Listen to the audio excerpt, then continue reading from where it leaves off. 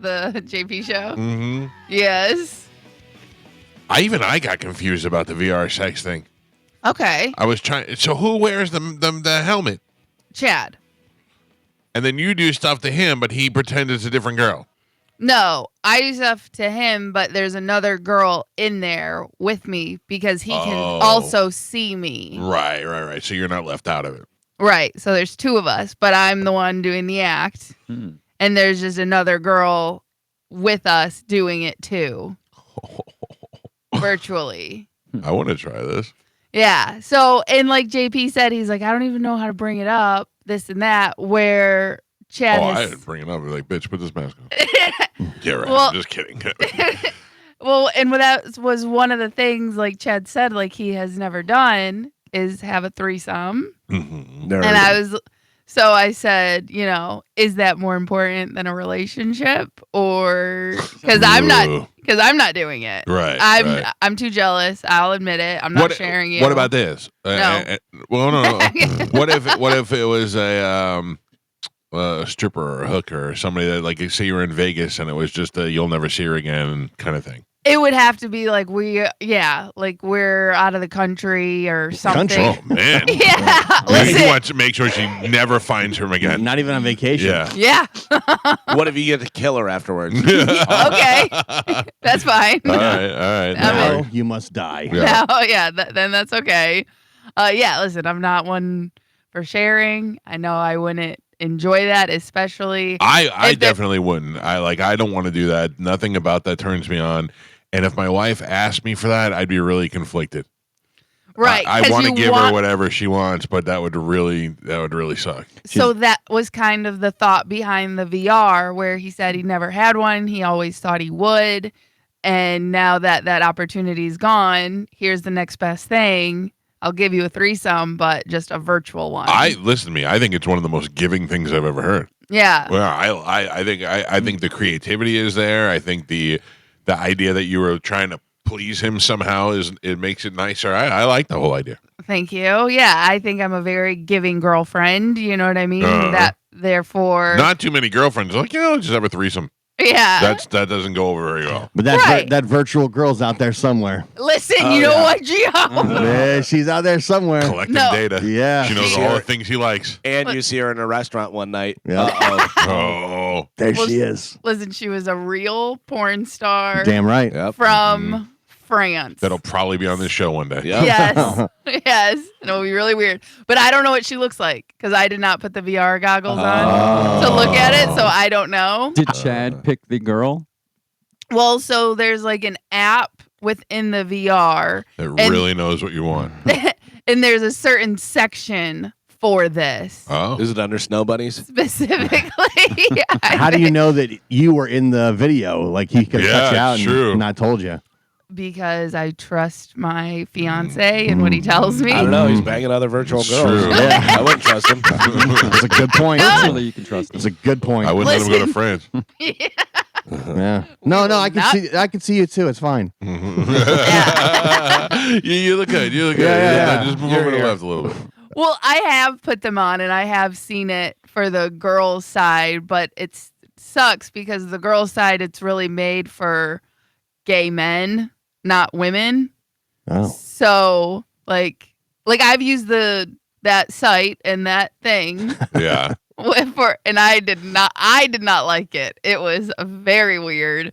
There was this gross, like, porn dude with a belly, like, climbing on me. And so I was like, you like this? He's like, yeah, isn't it cool? I'm like, no, this is creepy. Get off of me. Yeah. That seems a little weird. Yeah. So, but they gross dude with a belly. My wife gets that all the time. Yeah. That's the reality and the virtual reality. Yeah. Which, I mean, you can pick out different ones, but again, it's slim pickings for the girls' side, where the guys' side, they have hundreds, thousands to pick from. Girls we have like 10. Yeah. And it's, do you want this gross guy or Chad's this actually gross one guy? of the guys you could pick. I wish. Two of him. Oh, my God. Gross. Yeah.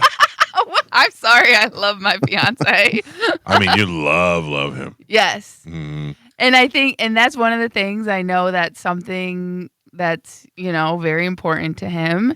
And so in that aspect, I try to keep that in mind, Yeah, that's that's a great key to a healthy relationship is knowing what your partner also wants. Right. So like whenever he says he hasn't tried something, I try to fulfill that within reason. Did he tell you he never tried?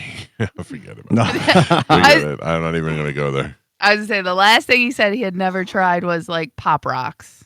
And we all knew that from like high school. Right. Oh, you did that too? I ordered a bunch of Pop Rocks. Oh my gosh! I hope there's an accident. He did not like it. No, he was like they snap. Right. Well, and he said he couldn't feel it. It's like getting flicked with a rubber band. Yeah, he said it didn't. Yeah, there was no difference. I didn't think people actually did that. I thought it was just like a myth. Yeah. So, but we tried it. And so if anyone wants some Pop Rocks, I got 12 bags that aren't going to be eaten. You thought, man, he's going to love this. Better stock up. No, you couldn't just buy one. You had to buy a pack. So I bought a variety pack. Carmen had spent $80 in a vintage candy store just to try to get Pop Rocks. Yeah. So yeah, that's just like one thing that I've learned in the 5 years. Like that is something that's very important and can really affect his mood. So I just try to satisfy him. Carmen, it'll be 23 years before you turn over with your mask on and go, you guys want to do it? Well, like we're even, because we've seen this online, but it's, you do the deed before you go out on date night. Because once you get older, you eat, you fill up, you have some drinks, you get back home, and then you're like, I don't want to do anything. Yeah, we just had this discussion the other night. We went out to dinner. And I was like, you want to do it? Amanda said, I'm too full to do it. And I go, I relate to that. Yeah. I get that, yeah. And but that's very normal. There's like dating experts online, that come into my algorithm sometime. And that is something that pops up that a lot of them say, do it before you go out on date night. So that is something we decide like beforehand. Do you want to do it? Do you like that? Because to me, that's like, I like the night to end that way. I don't like to, although I do sometimes just want to come home and go to bed. Right. And for the most part, that's how it always is. And, there was, we've been together for 5 years. There was a little bit of a dry spell just because of everything that was going on in our lives and stuff. So I know that it's important to keep that up and to be conscious of it. Yeah. So it's like, before we go out, it's like, are you in the mood? Yes. Let's do it. Are you in the mood? No. Okay. Let's just go stuff our face. Mom, look away. Yeah, she's not in the room. You need a muffled door is what you need. Yeah. We I don't can't wait need till one. 3 years after they're married. Carmen's fat, and they're like, remember when we used to do it? Yeah. Listen, I am like, I'm not worried about getting fat because I feel. I don't really mean fat. I just mean listen, fat. He wanted to call you Piggy like Trump. No. Listen, I know I can chunk up. No, I don't really mean physically fat. I mean just like a state of mind. Okay, well, but I know personally I can chunk up. It's easy for me. I love food. And if I'm not like conscious and working out and doing everything about it, it happens very fast. Yeah, you're going to have the conversation of you want to have sex before dinner or dinner before dinner? Yeah. And that like scares me, and that's really motivating me right now. Why doesn't Chad get fat? Yeah. Dude, that would be awesome. Trust me, it pisses me off. That'd be Fat Chad, Fat Chad would be great. Listen, I'd still love him. I would, because then I would you if he looked like Al from Die Hard? Listen, if he can get fat, I can get fat, right? Oh, Then we can be fat together. That's not the rule, Oh, that's not? Yeah, Damn. no. Like I tell Never Amanda all the mind. time, you can't get fat. I was fat when we got married. You can't get fat now. It wasn't in the contract. Right. Yeah, she But- would be violating the rules. Yeah. And so, but my biggest fear is like, if and when I get pregnant, that's just inevitable. And there's what, what I mean? Like you can do things, but like no matter what, you will gain weight during pregnancy. Oh, yeah. You're growing a human. Some right? some women keep it tight. Yeah, but because I know I have a fat gene, I know I'm not going to be one of them. No. And that scares the living crap out of me. Are you wearing your fat jeans now? I'm wearing leggings. Even better. Yeah, those are fat jeans. That's what we call them. Yeah, I've seen plenty of ladies in leggings. I'm like, God damn. I watched the saddest thing last night. There shows about people having a weight loss surgery. Like they'll be like my fat sister or my 600-pound life. This show was called Dangerously Obese. Oh. Yeah, but they had this girl, and she was like in maybe her 30s, and she had two blonde attractive sisters, like from Georgia, right? You know, like they were the sweet Georgia sisters. And then she weighed 530 something pounds, and the whole show about her trying to lose enough weight to surgery. And yeah, that was blowing my mind as it was. And then she was like, you felt bad because she was like, I can't. They were trying to get her to do yoga, and she's like, I can't do yoga like you guys do. You don't understand. The minimal amount of effort is exhausting to me, you know. And you kind of felt bad for her because you see the sisters wanted to help her out. So anyway, she had to lose 30 pounds before she could have her surgery. She goes to the doctor and she lost 45 pounds. Okay. So you're like, okay, this is somebody who's clearly motivated to do it. Has a surgery and lost 200 pounds from her surgery. Yeah. Oh. And died. Oh My God. It was so sad. She From was so surgery? young. No, she died. She lost 200 pounds after the surgery and still had a heart attack. Jeez. Yeah. Listen, that like The strain damage, on your heart. Yeah, the damage you do when you're obese or fat, it doesn't just go away Adds when you up. get Yeah. skinny. Yeah. Yeah. It was sad because she was so young the whole time, and she had a kid, and they were like, you show her usually when they go to the doctor to see their progress. The doctor says you have to lose 40 pounds, and they lose 37, and you're like, all right, 37, we can still do the surgery, Close. you know, or they're supremely disappointed in them. They only lost 8 pounds, you know, and that's usually how it is. Here she went over. And then she lost an additional 200 pounds and still died. Poor lady. I felt terrible for her. I felt terrible for a kid, you know? Oh my God, how old was her kid? Little. Like young? Like 7, 6. Yeah. Oh, you should have played Who'd You Rather See Die? No, he already had the answer to that. He already knew that one. It already happened. How big was her casket? I don't know because she was down 200 pounds. She was, It sucks that they have like all the extra loose skin afterwards when you lose that much weight. Well, I saw Jelly Roll saying the other day that he's got to go and get Surgery, and he's thinking about getting a facelift because his face is drooping too. God, I got to tell you, people got to stop doing this. Yeah. Have you seen Bradley Cooper lately? No. Different face. He said he has people asking him if he's Barry Manilow. Oh, congratulations, God. you look like Oh, an my 80-year-old queen. Look at a picture of him before and after. It is unbelievable. Unbelievable because already handsome. Yeah, but getting a little older and being afraid of losing that. Yeah, but a you lot know? of the Hollywood guys, they age gracefully. Like No, your a lot of George Hollywood guys Clooney's get surgery, you don't know it. yeah, maybe. Yeah, but there's a lot that don't, and they look better. I have to tell you, in Jelly Roll's case, there was a video he made with his wife where he was going to shave his beard for the first time in however long, and he had a full jawline, and he was really proud of it. But he went like this, and he pulled because he had lost so much weight, you could see his face was drooping. And he's like, I'm thinking about getting a facelift just to lift that skin up a little bit. Maybe that's Make sure you go to the right person. Well, he's got all the money in the world now. Well, wherever Kris Jenner goes, that's where everybody. Yeah. That's Seriously. that's the new head department. It is amazing what she looks new like. head department. What surgery do you have? The new head department. Yeah, it was that whole family is really leading the charge in America for surgeries. They took the ugly Kardashian and turned her into a smoke show. They took the swamp beast Kardashian and turned her into a smoke show. Kris Jenner looks like she's 30 years old. Yeah. But again, what everyone has to remember is you also do not have Kardashian money. Yeah. Right. So the You don't know what I have. surgeon that you're going to go to may not be as good. And so you're going to ask for that from some guy in Mexico. Right. And you're going to come back, looking like Barry Manilow. That's right. So you got to be careful with what you're doing and who you go to. Look at your phones. Look at Bradley Cooper. Look how crazy he looks. Yeah, it's too much. Yeah, it's way too much. Too much. He was fine. That sucks. Yeah. Just that's the thing. We have to kind of be more comfortable getting old. Yeah. And just accepting it. I tell my it's wife all the natural. time, I go, don't do anything. My wife is pretty. She's perfect. She's totally fine. Don't do anything. She's aging gracefully. Yes. Yeah. She's not, There's some, get a little Botox or, you know what I mean? I don't even want that.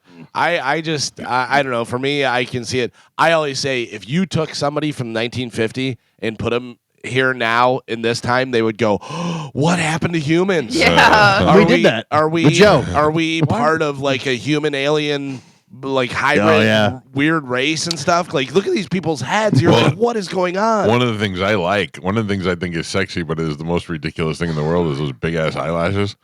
Like, especially on black girls. Yeah. When they wear them, they look ridiculous, but I think that they're kind of sexy. But can you imagine if you came here from a different place and saw these Venus flytrap eyelashes going at you? I think the things that the lips, the overdone, huge puffer fish lips. It's like, what are you doing? I don't get that. I don't like that. I just don't understand how it's possible for somebody to get that far with their face. Where you see these people, the lady that looks like I'll get it. Puma that has the implants in the cheeks and the lips and the this and that and everything. Like the third doctor had to have been like, we can't do any of those stuff. Right. No, the doctors. That's the problem is they don't say that. Dr. D is a friend of mine. Who's a plastic surgeon, and he's told me stories of where he'll tell people no. He's like, I can't. And then they just go to the place. They go to somebody else. Somebody who has a van, and they're like, yep, we'll do it. But at least he's got check. At least he's got the conscience to say, I don't do that. I'm not doing that. I don't know. It does seem to get really weird and out of hand, but man, for some people, it works really well. Imagine you had flat chested your whole life. And you can go to a guy, and a guy can give you a nice full C.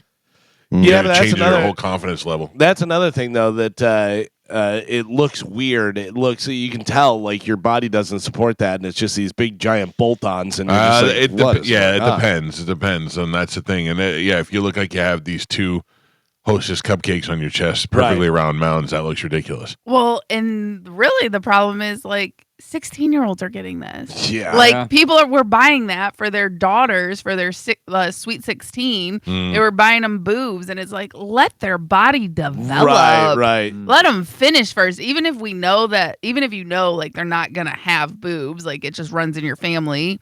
You know what I mean? Like, at least let them finish growing. I know. I mean, 16 definitely not. 18 definitely not. But I mean, like, do I pay for boobs for my daughter if she's in her 20s? No, I mean, like, if she's a woman and she comes to me and says, "Hey, look, I want to do this," but part of me just goes back to what I just said before. What if I have no idea what she's gonna be. She's 12 years old. What if she's super flat chested and she wants to have it done? I convince her that she's fine the way she is. You don't even let her have social media. Yeah, because I don't like sexual predators. And his daughters probably aren't going to want boobs. Yeah.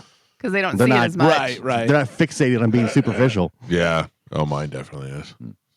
I don't know. I don't know what the answer is to that.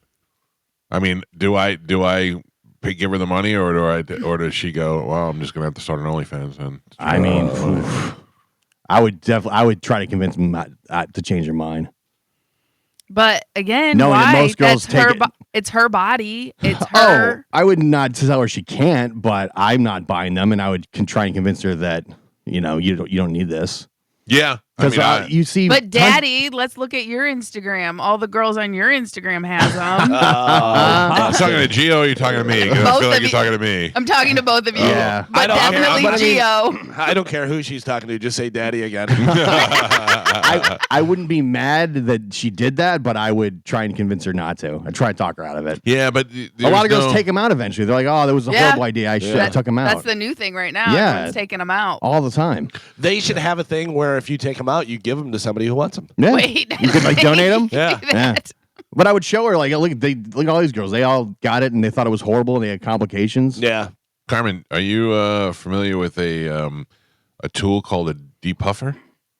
Hold on, let me. So no, it looks like a lady's like a vibrator, and I guess it has heat and cooling, and you could put it under your eyes. Yes. And okay, I have seen these. They just did a commercial where they made it like she found a vibrator in her luggage.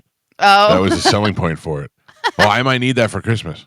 Have you seen the new Liquid Death commercial? No.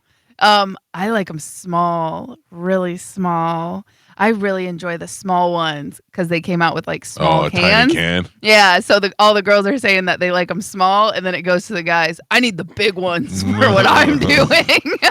And you're like, what? I thought Liquid Death was supposed to go and start getting publicly traded this year.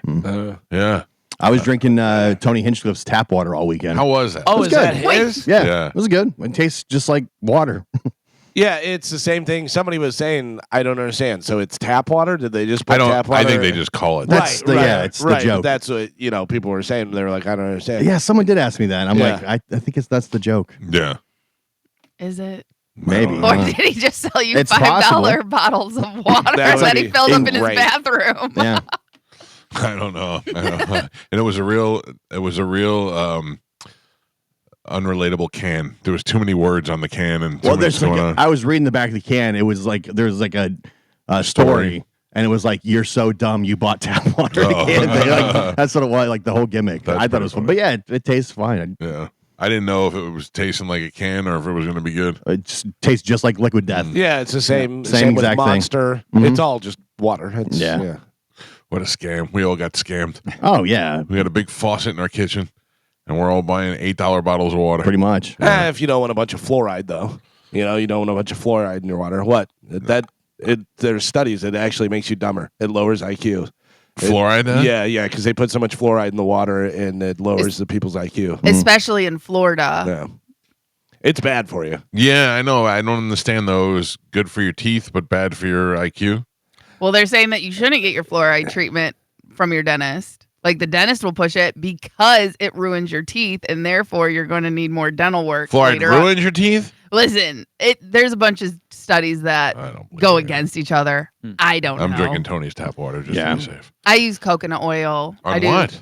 I do oil pulling. You take a spoonful of coconut oil and you just swish it around your mouth because it helps like regenerate the bacteria and stuff in your mouth and the good cells in your teeth and stuff.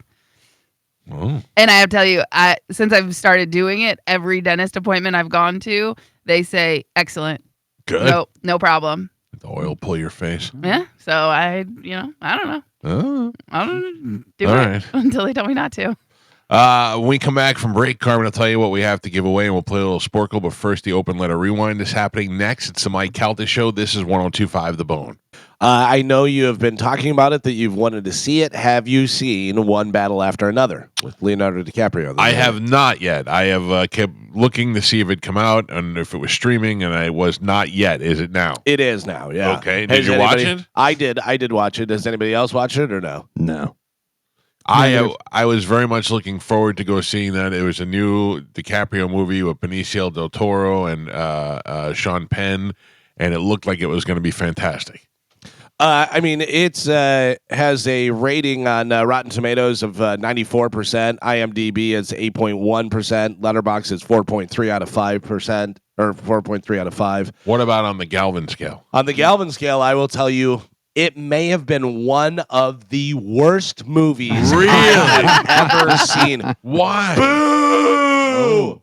Oh my God, is it boring and scattered? And the last 20 minutes, I kept on fast forwarding every 10 seconds. Just fast forward, just get through it, just to see if there's something at the end. No. Paul Thomas Anderson has some great movies, but he also has some real clunkers. He's hit and miss. He's very artsy fartsy, and you may wind up loving it. You may go, Galvin, you're absolutely wrong. But on my, oh my God, it was hard to watch. Oh, that's hurting. That hurts it was my hard soul. to watch. My wife came in while I was watching it, and I go, "This may be the worst movie I've ever seen in my life." Really? Oh, it was bad, in my opinion. Even Sean Penn, he looked so good in the like. Sean Penn was what was attracting me to that movie. He looked so good in the movie. I don't mean physically. I mean he just looked like he was cool. No, he's not cool. No, I mean like a good character. It's a weird character. Yeah. And sometimes weird for the sake of weird. And, Sean Penn's a great actor. But it's just weird. And it's just like, yeah. That's disappointing. Yeah. I hope we're wrong. I hope we have another disagreement like when that movie where she poops in the bucket. Maybe. But I got to tell you, it was, in my opinion, awful. I'm curious if anybody else saw it, any listeners saw it, whether they thought it was good or bad. Because it's right, people. Yeah. People on the internet seem to enjoy it. I mean, it's up for like Best Picture and all this different stuff. But woof, I thought it was terrible. All right, I still have to watch it. I still Yeah, have to yeah, see, I would imagine. What was the name of that movie that we disagreed with? Was she was living in the van? Nomad. Yeah. Nomad. What you hated? I didn't think it was bad, but I didn't think it was an Academy Award winning movie. Yeah. But Just I mean, I'd rather follow a lady around in a van than watch that movie. yeah, yeah. Don't do I get that. I get that. Don't do that. Do I get to pick the lady? You have to follow that old tag around. Carmen, Yes. what are we giving away this morning? Okay, so we have a bunch of stuff. We have tickets for Bret Michaels with Tesla. Yes. Monster Jam. Yes. Ringling Brothers Circus. Okay. Machine Gun Kelly. Okay. TSO. Yes, that's getting awfully close. Yep. St. Pete Country Fest. Right? That's this weekend, I think. And yes, it is. And the next Mike Calta tailgate happening November 30th. I hope it's cold when that one happens. I hope it's not a Hope hot it drops back down. tailgate. Yeah. I think I'm finally coming to the tailgate. Hey. Yeah, how you like that? Well, you're not invited. Oh, No, damn I'm it. Just kidding. What day is that? The 30th. November. 30th, right? The 29th or the 30th? 30th. 30th. I'll probably dip down into like the 80s. Yeah. That'd be nice. I mean, it was nice.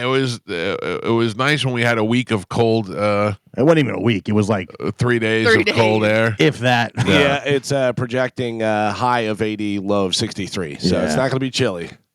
That stinks. Yeah. All right, let's give that stuff away right now with a little bit of Sporkle. Here we go. Carmen is the keeper of Sporkle. Pap is your judge and scorekeeper. Carmen, what are we playing today? All right. Today, Sporkle is brought to you by Southern Butcher with 4 locations in the Tampa Bay area. And we're going to be playing. Let me ask you a question. Did Yes. Southern Butcher sponsor Sporkle? Yes. Or is Carmen are you just assigning them Just No. because they're giving you meat? No, they are sponsoring Sporkle. I am now doing an endorsement with them. Obviously, I have a relationship with them because they were donating to Chamberlain High School, but that turned into an endorsement here on the radio I station. love it. If it was just, you give Carmen meat, you get the sponsorship, then Chad would be sponsored. That's true. Yes, That's true. exactly. No, Carmen, I love it. I think that's great. Either way, I was fine with it, but I think that's great. making Yeah. sure you're doing it on the up and up. Yeah. Listen, I got the thing. I got the confirmation, the emails and stuff. Yeah, so- hey, Somebody we're asked playing me- Sporkle. Do we get a taste? Yeah. Yeah, give us some cullets. Where's Do my I get a meat? taste of your news? I have to listen to it. Oh. And your Badger Bob. That, Carmen, you know that Spanish is news. Carmen, anytime you want a taste, I'll give you a taste. Send the meat. Carmen, I asked because somebody asked me yesterday about sponsoring Sporkle, and I was like, sure, it's wide open. No. Oh, Yeah. not anymore. Closed. Closed. Yeah, it is closed. All Sorry. right. Southern Butcher. Yeah, Southern Butcher. Thank you. Yeah, thank you. Okay, so today Southern Butcher is sponsoring Sporkle, and we are playing A names by 3 surnames. Can you give the first names when given that start with A when given 3 surnames? Yes. All Okay. right. All right. Your first one, Carter, Amy. Rogers, Paul, Aaron. Galvin, Adams, Spencer, Breslin, Adam, Adams, Spencer, Breslin, Abigail.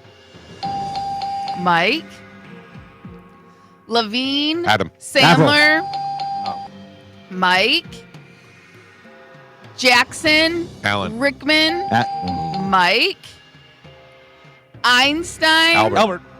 Mike, Skarsgård, Hamilton, Alexander. Mike, Hitchcock, Alfred. Mike,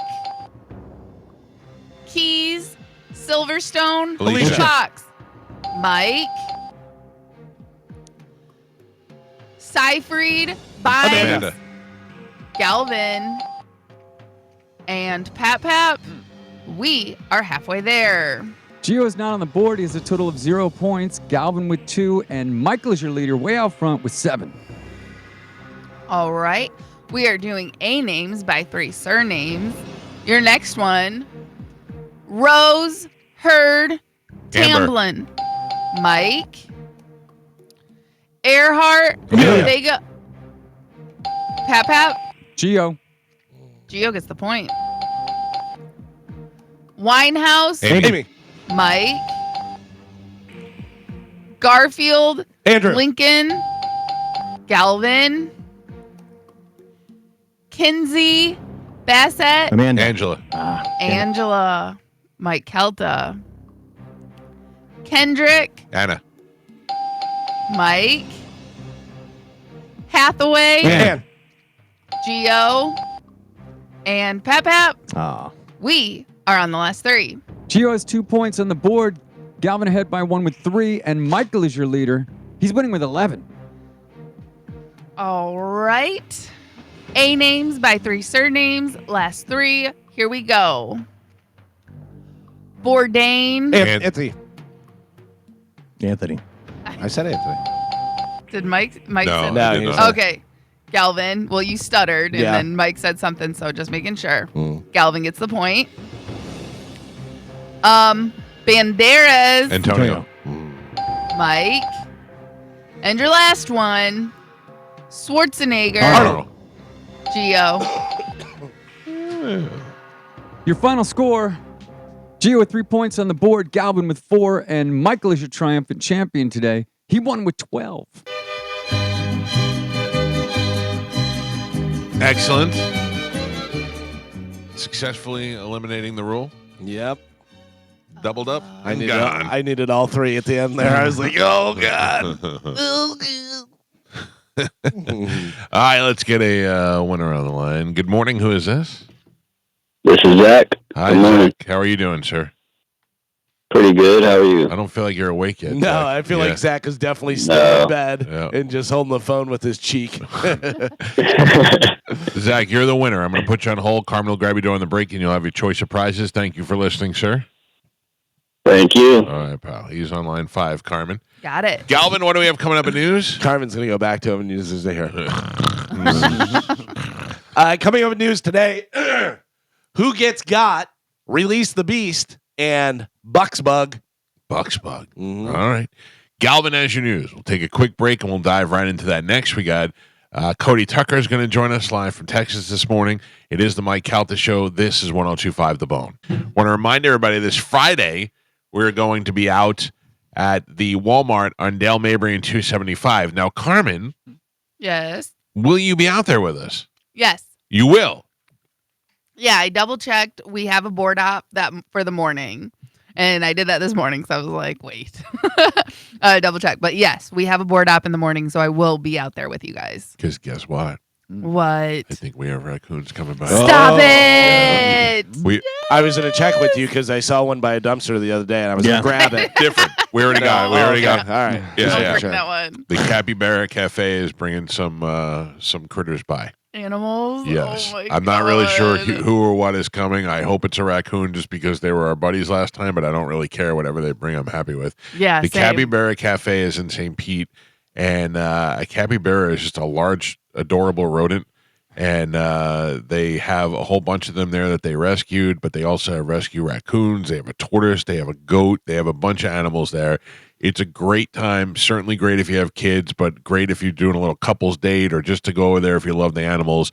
And you make a donation to them, and then you go see the animals, and they take the donations and they donate it to the Capybara Cafe and other animal rescues around town. So, and they're opening up an otter pool in the back. It's going to be a really good place when it's fully done. But it's great now if you haven't been there. It's in St. Pete.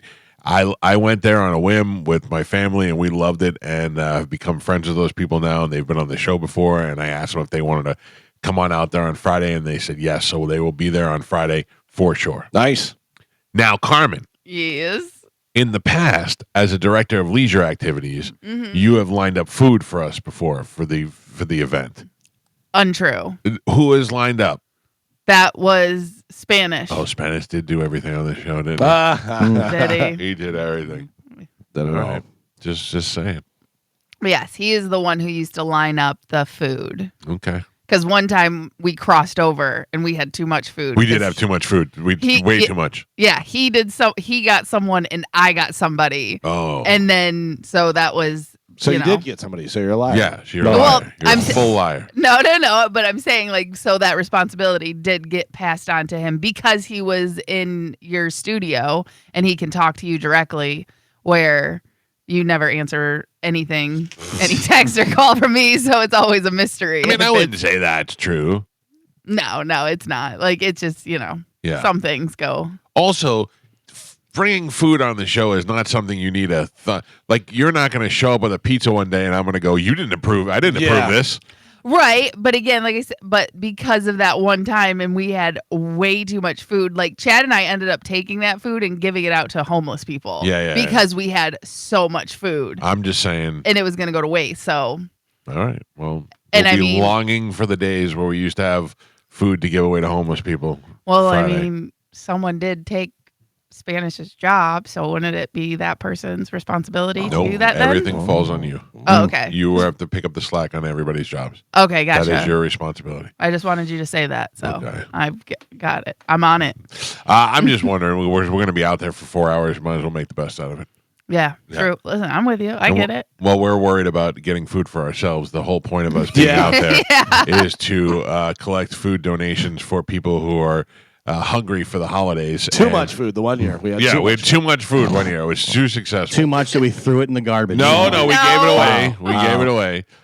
We'll be out there collecting turkeys. We'll be out there collecting all sorts of food for the holidays. And we will take corporations that come by and make donations. We will take individuals. We will take people who just want to go give us a box of Ritz crackers, whatever you can afford. Anything you can do to help out will help the people of Tampa Bay. And we're looking forward to doing this. We do it every year. And we will be out there with the entire Cox Media Group family. And we will start at 6 a.m. and go all the way through till 7 p.m. until those trucks are loaded and filled with food. So we will see you out there on Friday. Right now, it's time to check in with Galvin. He has today's news. And now, news with Galvin on the Mike Calta Show. Brought to you by Badger Bob Services. What do we have in news today, Galvin? Today's top story, President Trump signed the bill to release the Epstein Oh, files. boy. Release! Seal Blue Bubba. Attorney General Pam Bondi has to release all unclassified material within 30 days. They could still hold stuff back if it's classified, which they will, related to the new investigation they launched last week or to protect victims. Okay, so what are we going to find out? Nothing. Nothing. Nothing. That's what I feel. I feel everybody will be protected, and we're not going to find out anything. Here it comes. Who killed Kennedy? Here you Yeah. go. No. Yeah, we nothing. still don't know about that. Yeah, exactly. Yeah, we found it on 3i Atlas. Just a comment. Yeah. just It'll all be redacted heavily. right. Yeah, but if I'm a lawmaker, I'm going to need to know why. I'm going to need to know why everything is so heavily redacted. They'll say it's to protect the victims. Yeah. Okay, Okay. That's what so- literally they say Yeah. right in here. So redact the victims' names. Give Yeah. me the rest of the information. But it's going to be information that you may be able to figure out who the victims were without their names. Yeah. Because Yeah. of context and this and that and everything. So they're like, nope, we're removing all that. I don't know. I hope that there's one or I don't care who it involves, but I hope there's at least one or two bombshells that come out of this thing. Keep It'd be it nice, interesting. but I don't. The fact that it's coming out to me shows there's no bombshells. Yeah, I feel like they were the entire time they've been talking about it. They've been going over redacting everything, and now they finally got it to where they're like, okay, there's no way they can find out any more information. Now we're good. We'll release it now. Yeah. Yeah. Oh, do you you want to realize- release? Oh, okay, we'll release the piggy. If it if it says some incriminating things and it was redacted and how many people are responsible for covering things up now, and it's just going to ruin so many careers. It's gonna Yeah. if it ever gets out, Yeah. and Like, then I don't think eventually there's- it'll get out. I don't think there's for years they've talked about the client list. I don't think that exists. You don't think it exists? You No. don't think Ghislaine Maxwell can take people down? No. I don't think she can. I mean, she probably could, but I'm saying what we're getting is not that. There's no. No, I don't think we're client getting that. list. No. I don't think we're going to get it just because those people are too protected. No. And she's eventually going to get pardoned anyways. Pardoned or killed? Pardoned. You think so? Yeah. I don't think she's Pardon, gonna get that killed? I think Maybe. pardoned. Yeah. Pardoned by Trump? Yeah. Oh, I don't. There's no way. 100%. There's no way he could get away with that. What, he gets away all the time. What are you Yeah, talking but about? I mean, how? What's could, gonna? What was if he does that? What happens? Nothing. But he is in the news as of yesterday, saying that he did not have a good relationship with Jeffrey Epstein. He did not like him. He kicked him out of Mar-a-Lago. That's what he's Right. saying. Why would he have an excuse to pardon Ghislaine Maxwell? I think because what she knows. Right. Oh, I know the real situation. Yeah. But how is that? What kind of look is that? How are they going to make flip that? flop all the time? He was yelling at Hillary Clinton for taking money from these other countries and stuff, from Riyadh and from blah blah blah and all this stuff, whatever. And now he's taking all the money and he's like, yeah. Trump doesn't care about looks or anything. He don't care about it. He's Trump. I don't know. I think so. I think He's the that's Teflon Don, man. I think that's a hard one to swallow. It's also his second term. Yeah, He what's can't, he care? right. Like, why does he care? He don't. He's not pushing, running again. He's pushing for that third term. Yeah, you know that he too. is. U.S. Representative Sheila Sherfulis McCormick of Florida has been indicted on charges accusing her of stealing $5 million in federal disaster fund and using the money to aid her 2021 campaign. That's according to the Justice Department. Scumbag. You'll never get away with it. You'll never get away with it. And even if you did get away with it for half a year, know that it's eventually going to catch up with you. Also, do you think you're smarter than everyone else? That's the thing. Do you think that even if you think you're smarter than everyone else, you don't think that somebody's going to just stumble upon that and go, hey, wait a second. Or especially when you're in a situation where you have High competitors, profile, yeah. but you have people who are looking to bring you down Sure. at all times. Yeah.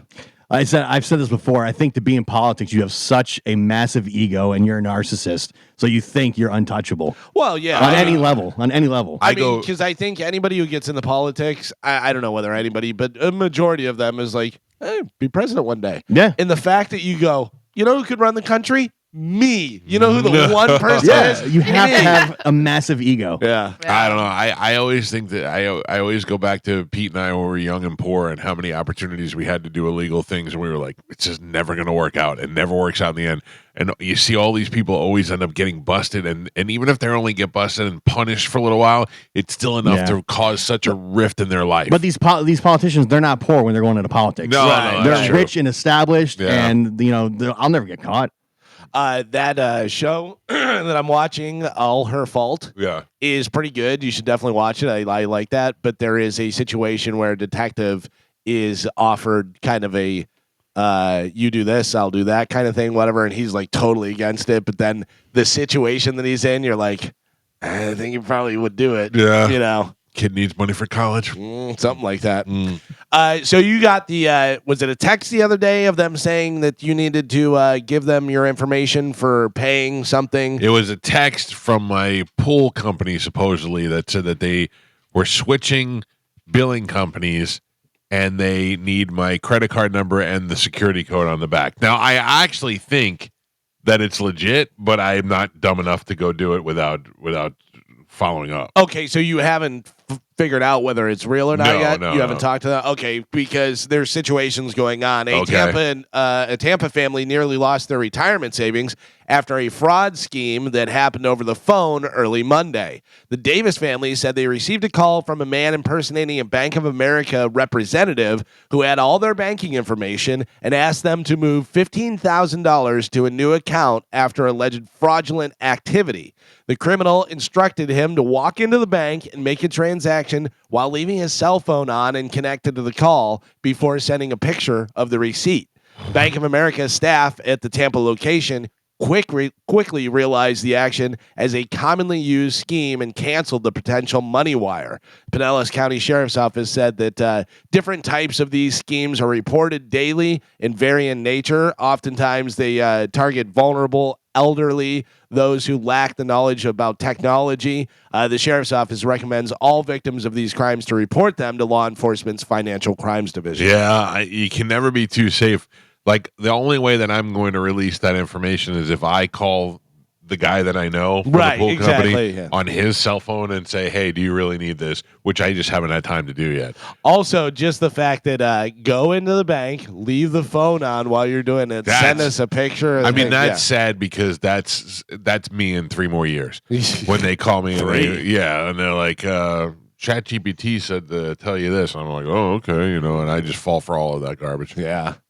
Yeah, that's rough because you know that there's a lot of older people that are like, what do I do? Right. I think I'm 3 years away from that. I'm 3 years away from being able to be fooled by a phone call.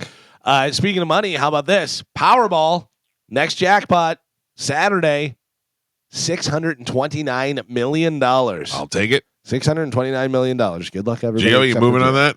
No. I wait till it gets to 800. No, 950. Oh, you're in the billion. You're in the billion range. Yeah, once it starts creeping up on $1 billion, Gotcha. I'll play. Gotcha. It makes it worth it for once they take all the chunk out and all that. Yeah. What am I going to do? 300 million. Right. Yeah, 600 million. Come on. I don't know, man. I'm in the market for a car right now, so I gotta What are you start gonna get? looking at my options.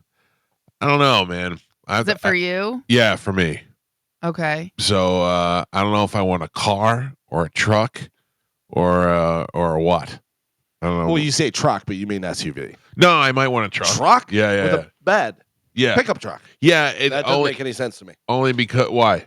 Because it's so much space that you're not using. I know, but You haul nothing. Yeah. No, I know, but How's that? here's the thing: is that they make the trucks now where they have a luxury back seat. Oh yeah, the King Cab. Yeah, Right. they're really nice. Right, For so- sure. But it's also still a lot of Galvin makes a good point. a lot of stuff that you're not using though. But you'd be surprised how many times you were like, I wish we still had the truck, you know? Yeah. I mean, you're right. Forget it. You just changed my mind. I'm getting a car and I'm or an SUV and I'm making Tom carry everything else. Yeah. Thank you, Tom. You already do that. Shut up, Carmen. Just empty truck bed with nothing. Right. No, I sometimes it comes in handy. Like, What are you putting in a truck bed that you can't either put in the back of an SUV or have Tom go get it? Nothing. Exactly. yeah. Thank I you. rest For, my thank you case. for bringing this up. You are not truck guy. I'm not a truck guy. No. Feels nice sometimes to get into a big man's truck, but it's It a fraud. does. It's a It's- fraud. But yeah, you're stolen valor. And it's just more car for you to get in an accident with. I don't have to get crazy. Former NFL star wide receiver Antonio Brown could face up to 30 years in prison if convicted of attempted murder because a firearm was allegedly used. That's according to prosecutors. Brown appeared via video at a brief arraignment hearing in Miami-Dade County or Circuit Court, rather, in which his lawyer repeated that Brown already entered a not guilty plea. He was released from jail last week on a $25,000 bond and required to wear a GPS ankle monitor. An attempted murder charge in Florida carries a maximum of 15 years in prison sentence in many cases, but because Brown allegedly used a gun, he could face double that time behind bars because of firearm sentencing enhancement.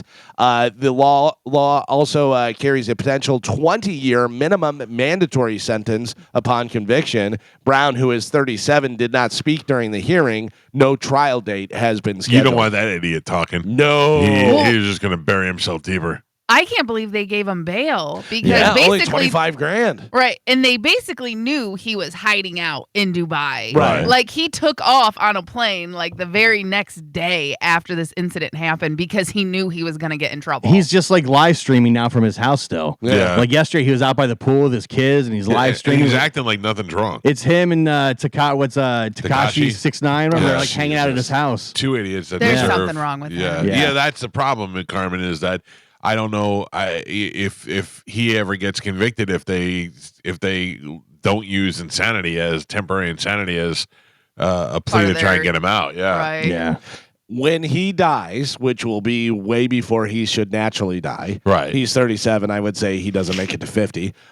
When he dies and they examine his brain, they're going to say this is the worst case of CTE we've ever seen in our lives. Might be, yeah. I believe that for real. Yeah. Because he just all of a sudden went crazy. And it's all on the live video stream of him shooting and stuff. Yeah. He grabbed a security guard's gun off his hip and fired 2 shots. That's insane. And he said the person he was firing at was trying to steal his jewelry. Yeah, by the way, also great security guard where somebody takes your gun off your hip.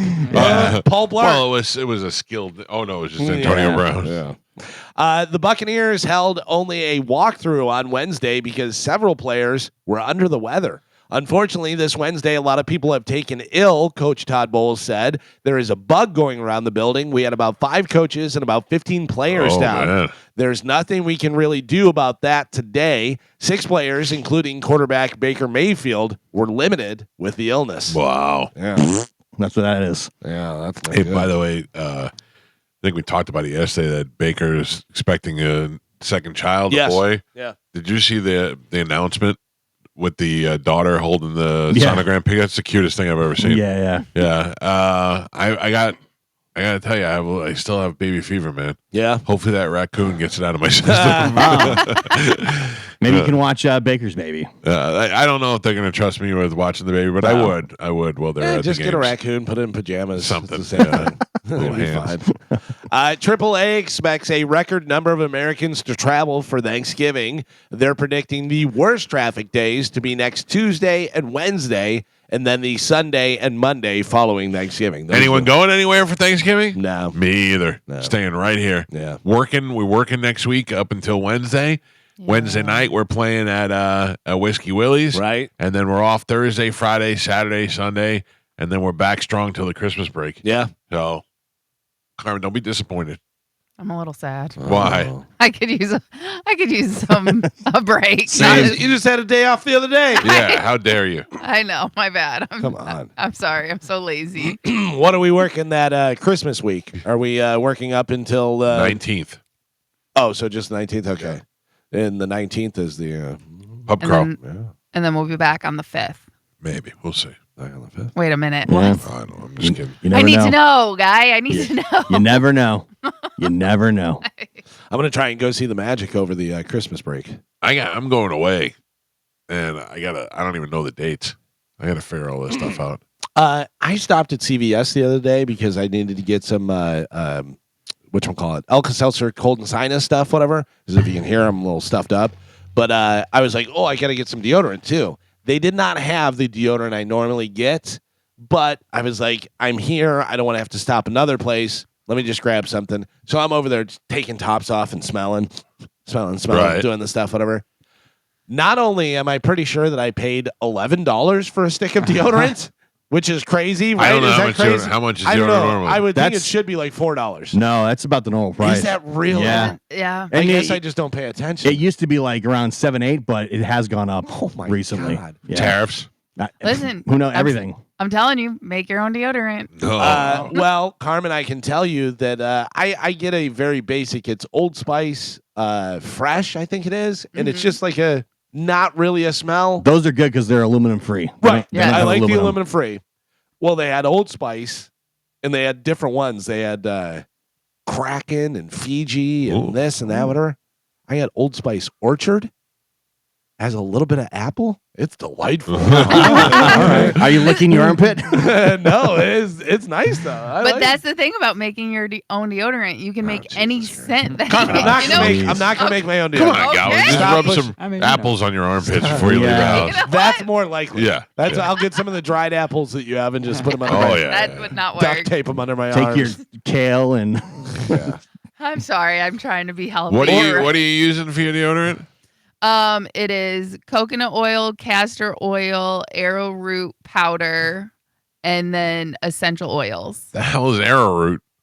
Arrowroot, you can find it in like the baking section. It's just kind of like it looks like flour, but that's what thickens the coconut and All right, castor so you mix oil. it all together, Yeah, and then it becomes it's a liquid. And you put the liquid on there, or is it solid up?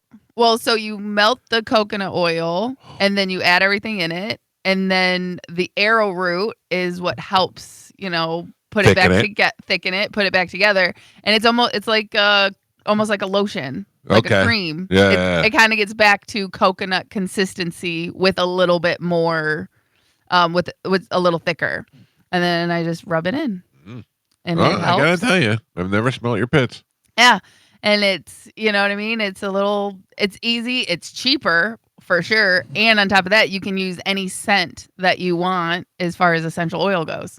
Put the Windex in there. Nope. I would not advise that. Oh, This last one I used like eucalyptus. Carmen, I'll pay you $11 to stop talking about it. Is that possible?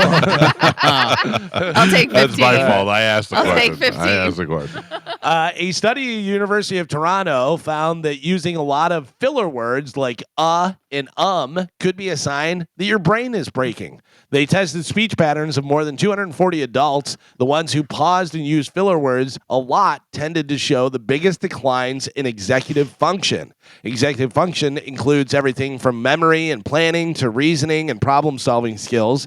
Basically, a broad term for how well your brain works. A decline as you get older is totally normal, and using a lot of filler words can also be a bad habit, so don't panic. What if you talk for 20 hours a week? Yeah, that happens, where you have what they call it in radio crutches, where you use the same phrase sometimes. Yeah. But thinking, I just said, but thinking that using them more and more could be a sign that you're slipping. It works so well that they think doctors could even use it to test for cognitive decline. Oh, boy. Yeah. I'm out. I don't agree with that. I'm pretty sure I'm dead then Yeah. because I use a lot. Yeah. In Everybody life. has words that they use that they do. I'm sure I say and I crutch out sometimes. Galvin does, Gio does, everybody, and Carmen does. It just happens. It's when you, especially when you have to talk so much every day, you need to have something to fall back on. And you're trying to fill space. If you're in a regular conversation, Yeah, you wouldn't talk as much. you wouldn't talk as much and you wouldn't do it. But also on the radio, you don't want this. Ooh, that was too it awkward. makes Too me- awkward. Yeah. Oh, it gives me Exactly. butterflies. So that's why That was if, tingly. if Yeah. you're searching for something, you stop for a second and you go, there was also you know what I mean? And you just do that. Or like when I go to take a phone call, sometimes I do a before the phone call to alert that we're going to the phones. Yeah. We have our ways. We have our reasons for doing things. I was going to say, I think for us, we have reasonings. It's just kind of like a habit formed doing this job. But I think, for older people, I can tell right there. But with older people, I can tell even talking to my dad and Chad's mom, it takes them, they'll have those spaces and those gaps when they're trying to remember a story or something like that. And, that's just, they're older. Obviously, they're declining a little bit. that white devil's name? Yeah. You know what? The job site Monster released a new poll on revenge quitting that found almost half of us have done it before. They defined it as quitting without notice to express frustration. 47% said they abruptly quit a job because they were fed up. They're just like, I'm done. I'm out. 57% have seen a coworker do it. A toxic work environment is the number one reason people give for doing it. Poor management is a close second. Feeling undervalued or ignored is third. 46% said they might not have done it if they had a different boss. So having a good boss can really make a difference. Revenge quitting, unlike rage quitting, doesn't always happen immediately. Over half said they stuck around for another 6 months or more after deciding they wanted out. 1 in 5 daydreamed about telling their boss to shove it for over 2 years before they finally took off. That'd be great. Can I tell you one of the best revenge stories that I've ever had? It was not revenge quitting. So I worked for this company when I lived in Miami. They were a catalog company that you can order sports equipment and stuff from. And I just took the orders. It was a horrible job while I was in college. And I would work. I needed the money. So they'd say, can you stay late? Sure. Can you come in early? Yeah. I started at 7 when everybody started at 9. I stayed till 6 when everybody else left till 5. Like I wanted to get as many hours in as possible. Payday comes. And on Fridays, I would leave at 3 o'clock because I came in at 7 in the morning. And I'd go to get my paycheck, and the owner was never there. And I'd go, where is he? And they're like, he's golfing. And I go, well, call him and tell him I need my goddamn paycheck. And he calls and he goes, well, tell him to come get it. I'm on the golf course. And he hung up. Oh, I was like, okay. So I knew I was leaving, and I wanted to burn the place to the ground when that guy did that. So I went. And I was like, what can I do to them that's not going to be the comeback on me? Like, I'm not going to steal from them or anything like that. So there was this giant filing cabinet, and the filing cabinet was filled with checks that had been printed for people who did returns. And their policy was you did not mail the return check until they called twice looking for their check. Like you had, if you said to the place, I'm returning something, you'd expect your money, and then you had to make 2 phone calls to get your money. That's how shady this place was. Hoping that people would just forget about it or it's not worth it. Yeah.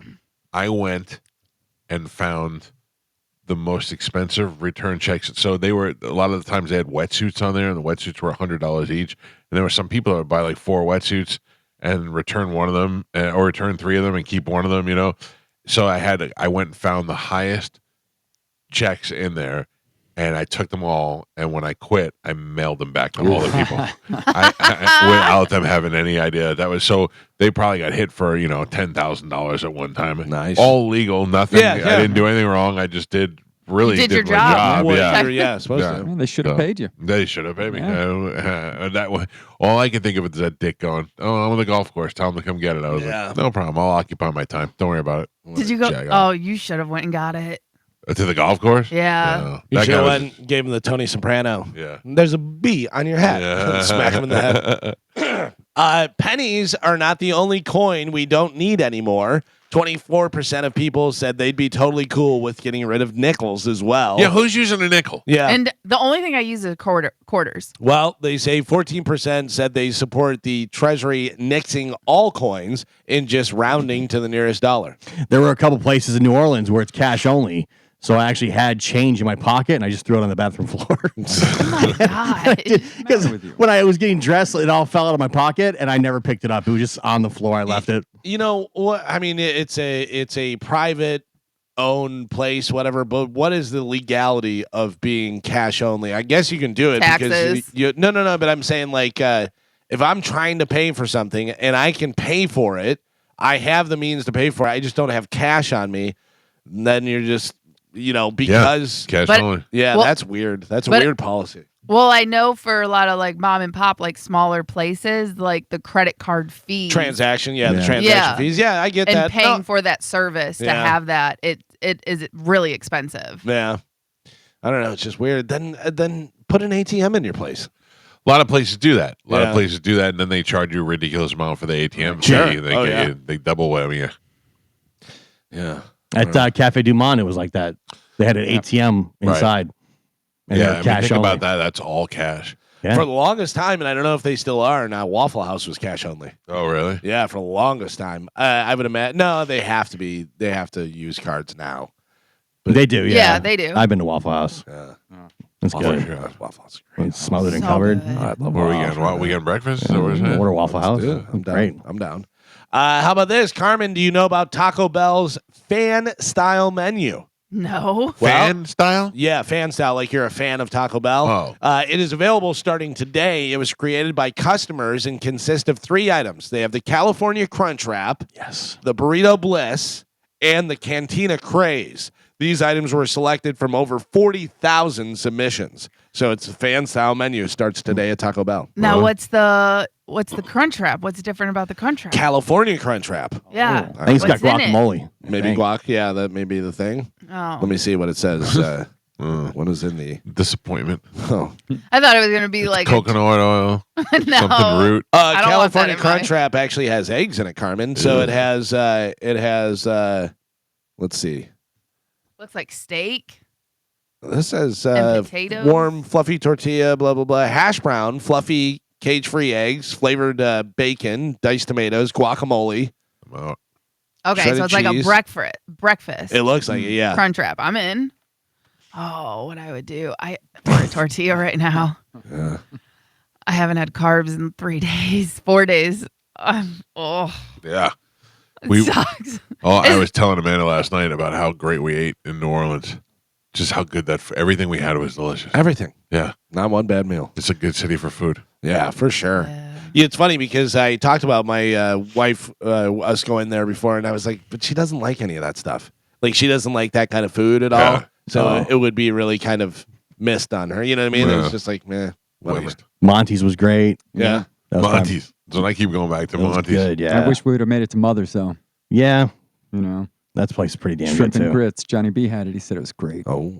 Oh, I love shrimp. Right. Grits. The artist behind that viral $6.2 million duct tape banana. Remember where they duct taped a banana to the wall and somebody paid $6.2 million for Yes. it? Made a gold toilet. Great. How much could you possibly get for that? I don't understand the banana thing. I wouldn't begin to understand. Tape the a toilet. banana to the Yeah. wall, 6.2 Yeah. million. Spray paint a toilet gold. $12.1 million it just sold for. Yeah. We got to start doing some dumb stuff. Sold for Yeah. $12 million. Just sold for $12.1 million. So this guy has gotten $18.3 million for a banana and an old toilet. Yeah. I hope that he's doing this just as a, It'd be as the a best. troll. Yeah. I would love for that to happen. I would love for an artist to come out and paint. There's a guy who listens to the show that works for an auction house because we were talking about some auction that was happening, and he was like, "Oh yeah, we have all this different stuff, whatever." He sent me pictures, 2 paintings. One painting I didn't particularly care for, but it's not a painting that I feel like, oh, I could paint that. You know what I mean? Right. But the other one was just 2 boxes. It was just like 2 orange boxes. And I was like, I could totally paint that. Yeah. I get it that there's this and there's that and whatever. And, if you really start breaking it down and the texture and da-da-da-da. But still, I would love for some artists to become famous and people talking about their stroke work and the color and this and that and everything. And he goes, yeah, my 4-year-old painted that. Paint by numbers. Yeah, she used her feet. Yeah. And she painted that. And you just bought it for $8 million. Like the guy who taped the banana to whatever it is, like that guy, I hope he's like, let's see how much money these idiots will pay for this. Right. Yeah. I'm going to put a beret on and wear a turtleneck, and people are going to think I'm an artist. The best use of bananas in art. Where did you see the girls who dressed as the Island Boys for Halloween? No. And they taped bananas to their head. It was great. Like for the hair? Yeah, because they have those like weird twists and stuff like that. I'll send it to you guys on Instagram. But the Island Boys are a true sign of the decline of civilization. Oh, 100%. Yeah, they're really the fact that there's 2 of them and they kiss each other. That went fast, though, right? Yeah, that went fast.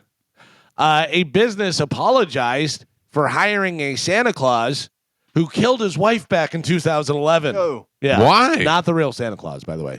The man had pleaded insanity and was released last year, and then they hired him to be, hey, he's turned things around. No. He's turned things around. I don't know. You may be putting people in jeopardy there if you're doing that type of stuff. Carmen, I'm looking at the video. Oh, that's hilarious. Yeah, right? That's funny.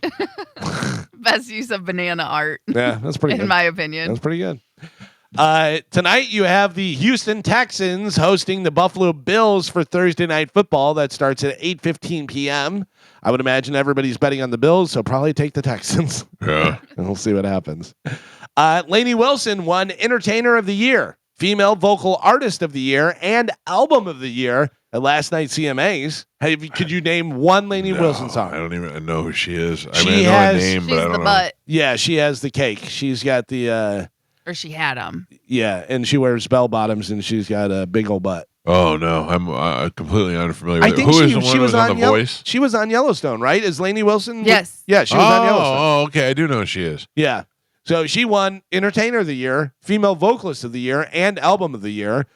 Cody Johnson won Male Vocalist of the Year, and You Look Like You Love Me won Song of the Year, Single of the Year, and Music. I love that song. I don't know that song. The only thing I know about that is that Bert was there. Oh, was he? Yeah, Bert was at Did the he do CMA award. something I think there, he did. I think he gave away an award or something. Yeah, Shirt on, shirt off. shirt on, jacket on, and shirt on. Yeah. Oh, Wow. Yeah, he's big time now. By the way, I saw that you posted about Bert's cruise next year Yes. that had all the different people that are going, including the Mike Calta show. Yes. Who's going? I don't know yet. Oh. I don't Well, know. Mike Calta show, I don't is have that- all the details yet. Oh. I should just say Mike Alta. Maybe. I got a call last week asking about going, but we haven't worked out all the details yet.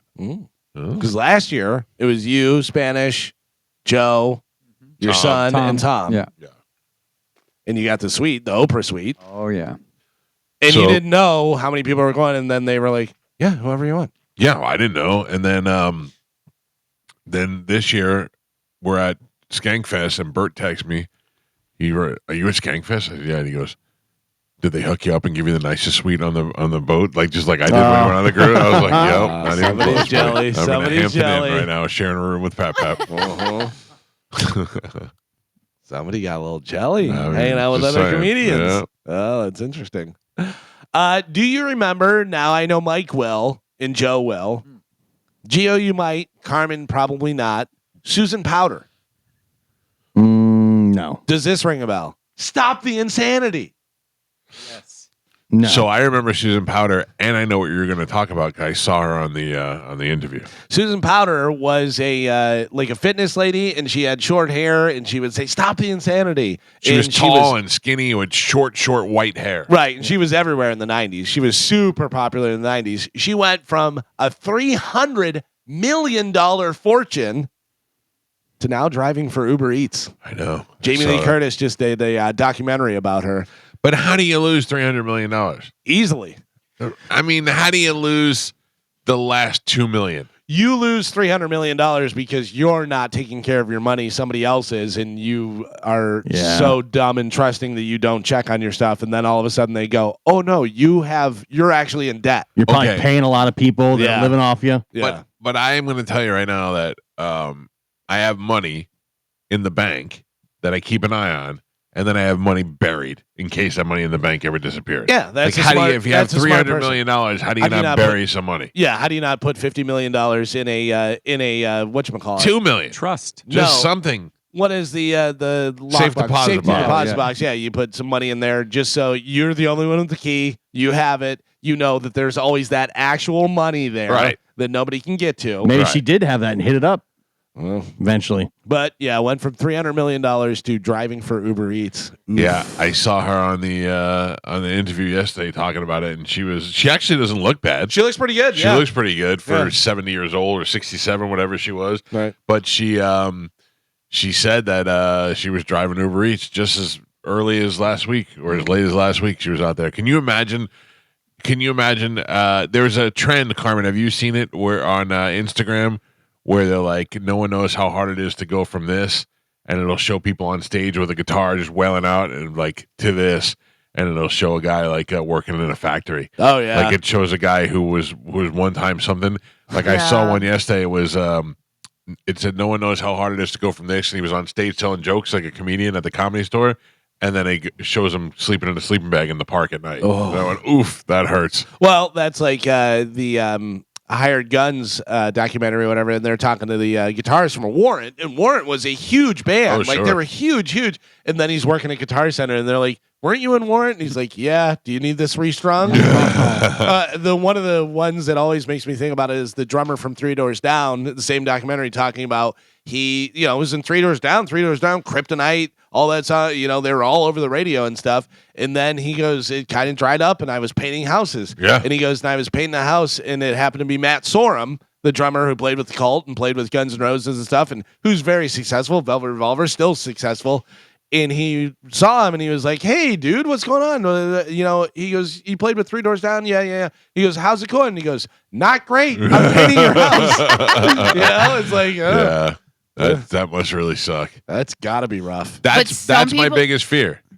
Well, some people are just not good with money, like you. So that's probably a good fear. I'm great with money. Are you kidding me? I don't know if I Your go great. wife is good with money. Yeah, I'm great by giving it all to my wife. Yes, there you go.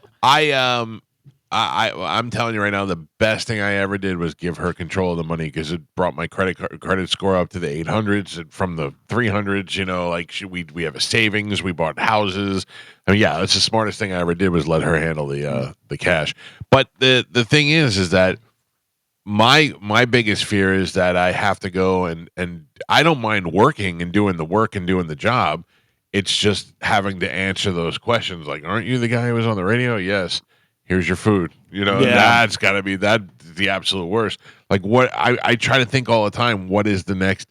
Because if I lost this job, I don't think I'm going staying in radio. Like if somebody offered me a job in town, maybe, but if I had to move to a different city and start over, I don't think I would do that. So what is the right? What's your next option? What's the next option? Where do I go work? With Pete? Selling Ferraris?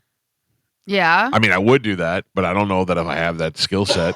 I definitely don't have it. You're like a talker, though. Yeah, I'm not saying I couldn't do it. I don't know what the next thing would be. Yeah, and it's also the big thing about it too is especially for people who are on stage and you're a rock star and everything is that adulation and the people loving you and stuff, and then you're not being recognized. Yeah. And you're just like, so I'm just a regular person now. I can handle that. Yeah, I can handle that part of it. I don't know. But like even on the Christmas break, your wife is like, you need to get back to work because you want to be. Oh, you want to yeah, be able no, to talk to people. That's and the thing. Yeah, have the talking. But I audience. don't need anybody to recognize me and say, "Oh, you're the." But you want to have an audience. You want to be able to. I have things I have to talk. Yeah, about. because otherwise you're just you're screaming into a void and you're not getting any feedback or anything. Don't like call that. my wife a void. Next month's Anthony Joshua versus Jake Paul matchup in Miami has been confirmed as a full I thought you were going to round. say canceled. No, full 8-round professional heavyweight contest scheduled for December 19th, streaming globally on Netflix. And according to multiple reports, including widely circulated Daily Mail figure and follow-up commentary from former UFC champion Michael Bisping, the payday attached to this spectacle is pretty staggering. A combined purse estimated at $184 million, split evenly, so they each get $92 million. No matter what. Yeah, $92 million. Insane. There's nobody in the world that wouldn't fight for $92 million. Nope. I'd fight Mike Tyson. I'd fight them all at once. Yeah, that's the thing. Yeah. I mean, if you're Anthony Joshua and you're wondering why he takes his fight, well, there you go. Yeah, For $100 million. That's why. $100 million. Still, he'll never get that anywhere else ever No. again. No, that's what Jake Paul's bringing to fights. Yeah. Over what? Over what he's so interested in. The, We're looking to see this kid get killed. the spectacle of it all. Yeah, I know, but the problem is he's not. We're looking to watch it because we want to see him get killed. Yeah. And he's not getting killed, and we're still watching it. But younger people, they want him to win. I don't know. Like we're not his audience. Yeah, Yeah. by the way, to put it in context, it's not like Anthony Joshua has been fighting for, $100 and, pizza Yeah. and stuff Right. and everything. His last fight was the rematch against, what's his name? Andy Ruiz Jr. $60 million he got for that. And then when he fought Francis Ngannou, he got $50 million for that. So, but you're doubling the money Like, almost. Sure. This instantly puts him in mainstream pop culture, Right. which he's not in right now. Right. He's in Boxing boxing, circles. circles, Yeah. boxing people know him and stuff. Yeah. But now all of a sudden people are talking about you Yep. because of Jake Paul. Oh, listen.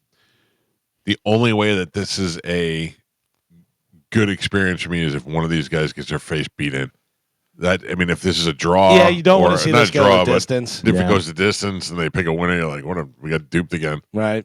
Well, we'll see. We're going to get duped again. I agree with you. I saw him yesterday. He said, "This is what my haters want." So it's time to shut him up. He's right. Yeah. This is you wanted him to fight a real boxer. This is a real boxer. Right. So now after this, there's nothing more you can say. And then the only thing he has left is Canelo after this. Yeah. That's the only thing.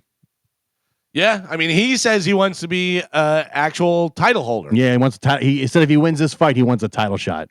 And he deserves it. Yeah, He's the biggest name in boxing. yeah. He deserves it. Highest paid athlete. That's insane. Crazy. Good for him. A guy who is not highest paid is Kevin Spacey. His current financial situation isn't great. He said he's homeless. Tell him to go deliver Uber Eats. He lives in hotels and Airbnbs as he goes where the work is, he said. Yeah, I don't really understand what the situation is with him. I understand he made a move on a guy who was underage. Yeah, not convicted of anything though. Not convicted of any of this stuff, Yeah. and canceled. Basically, really, one of our generation's best actors. But was it the one situation, or is there multiple? Is he? I think There there was- was some other stuff, but he was. But never- was he just making moves, or was he making moves on under? Because the one guy, that Anthony Rapp guy, was Yeah. supposedly underage. right. Which, if you think about it, if you reverse the situation, I'm not saying this makes it okay, but had it been a heterosexual relationship and it was an older woman and a younger, I guess it would be a younger woman.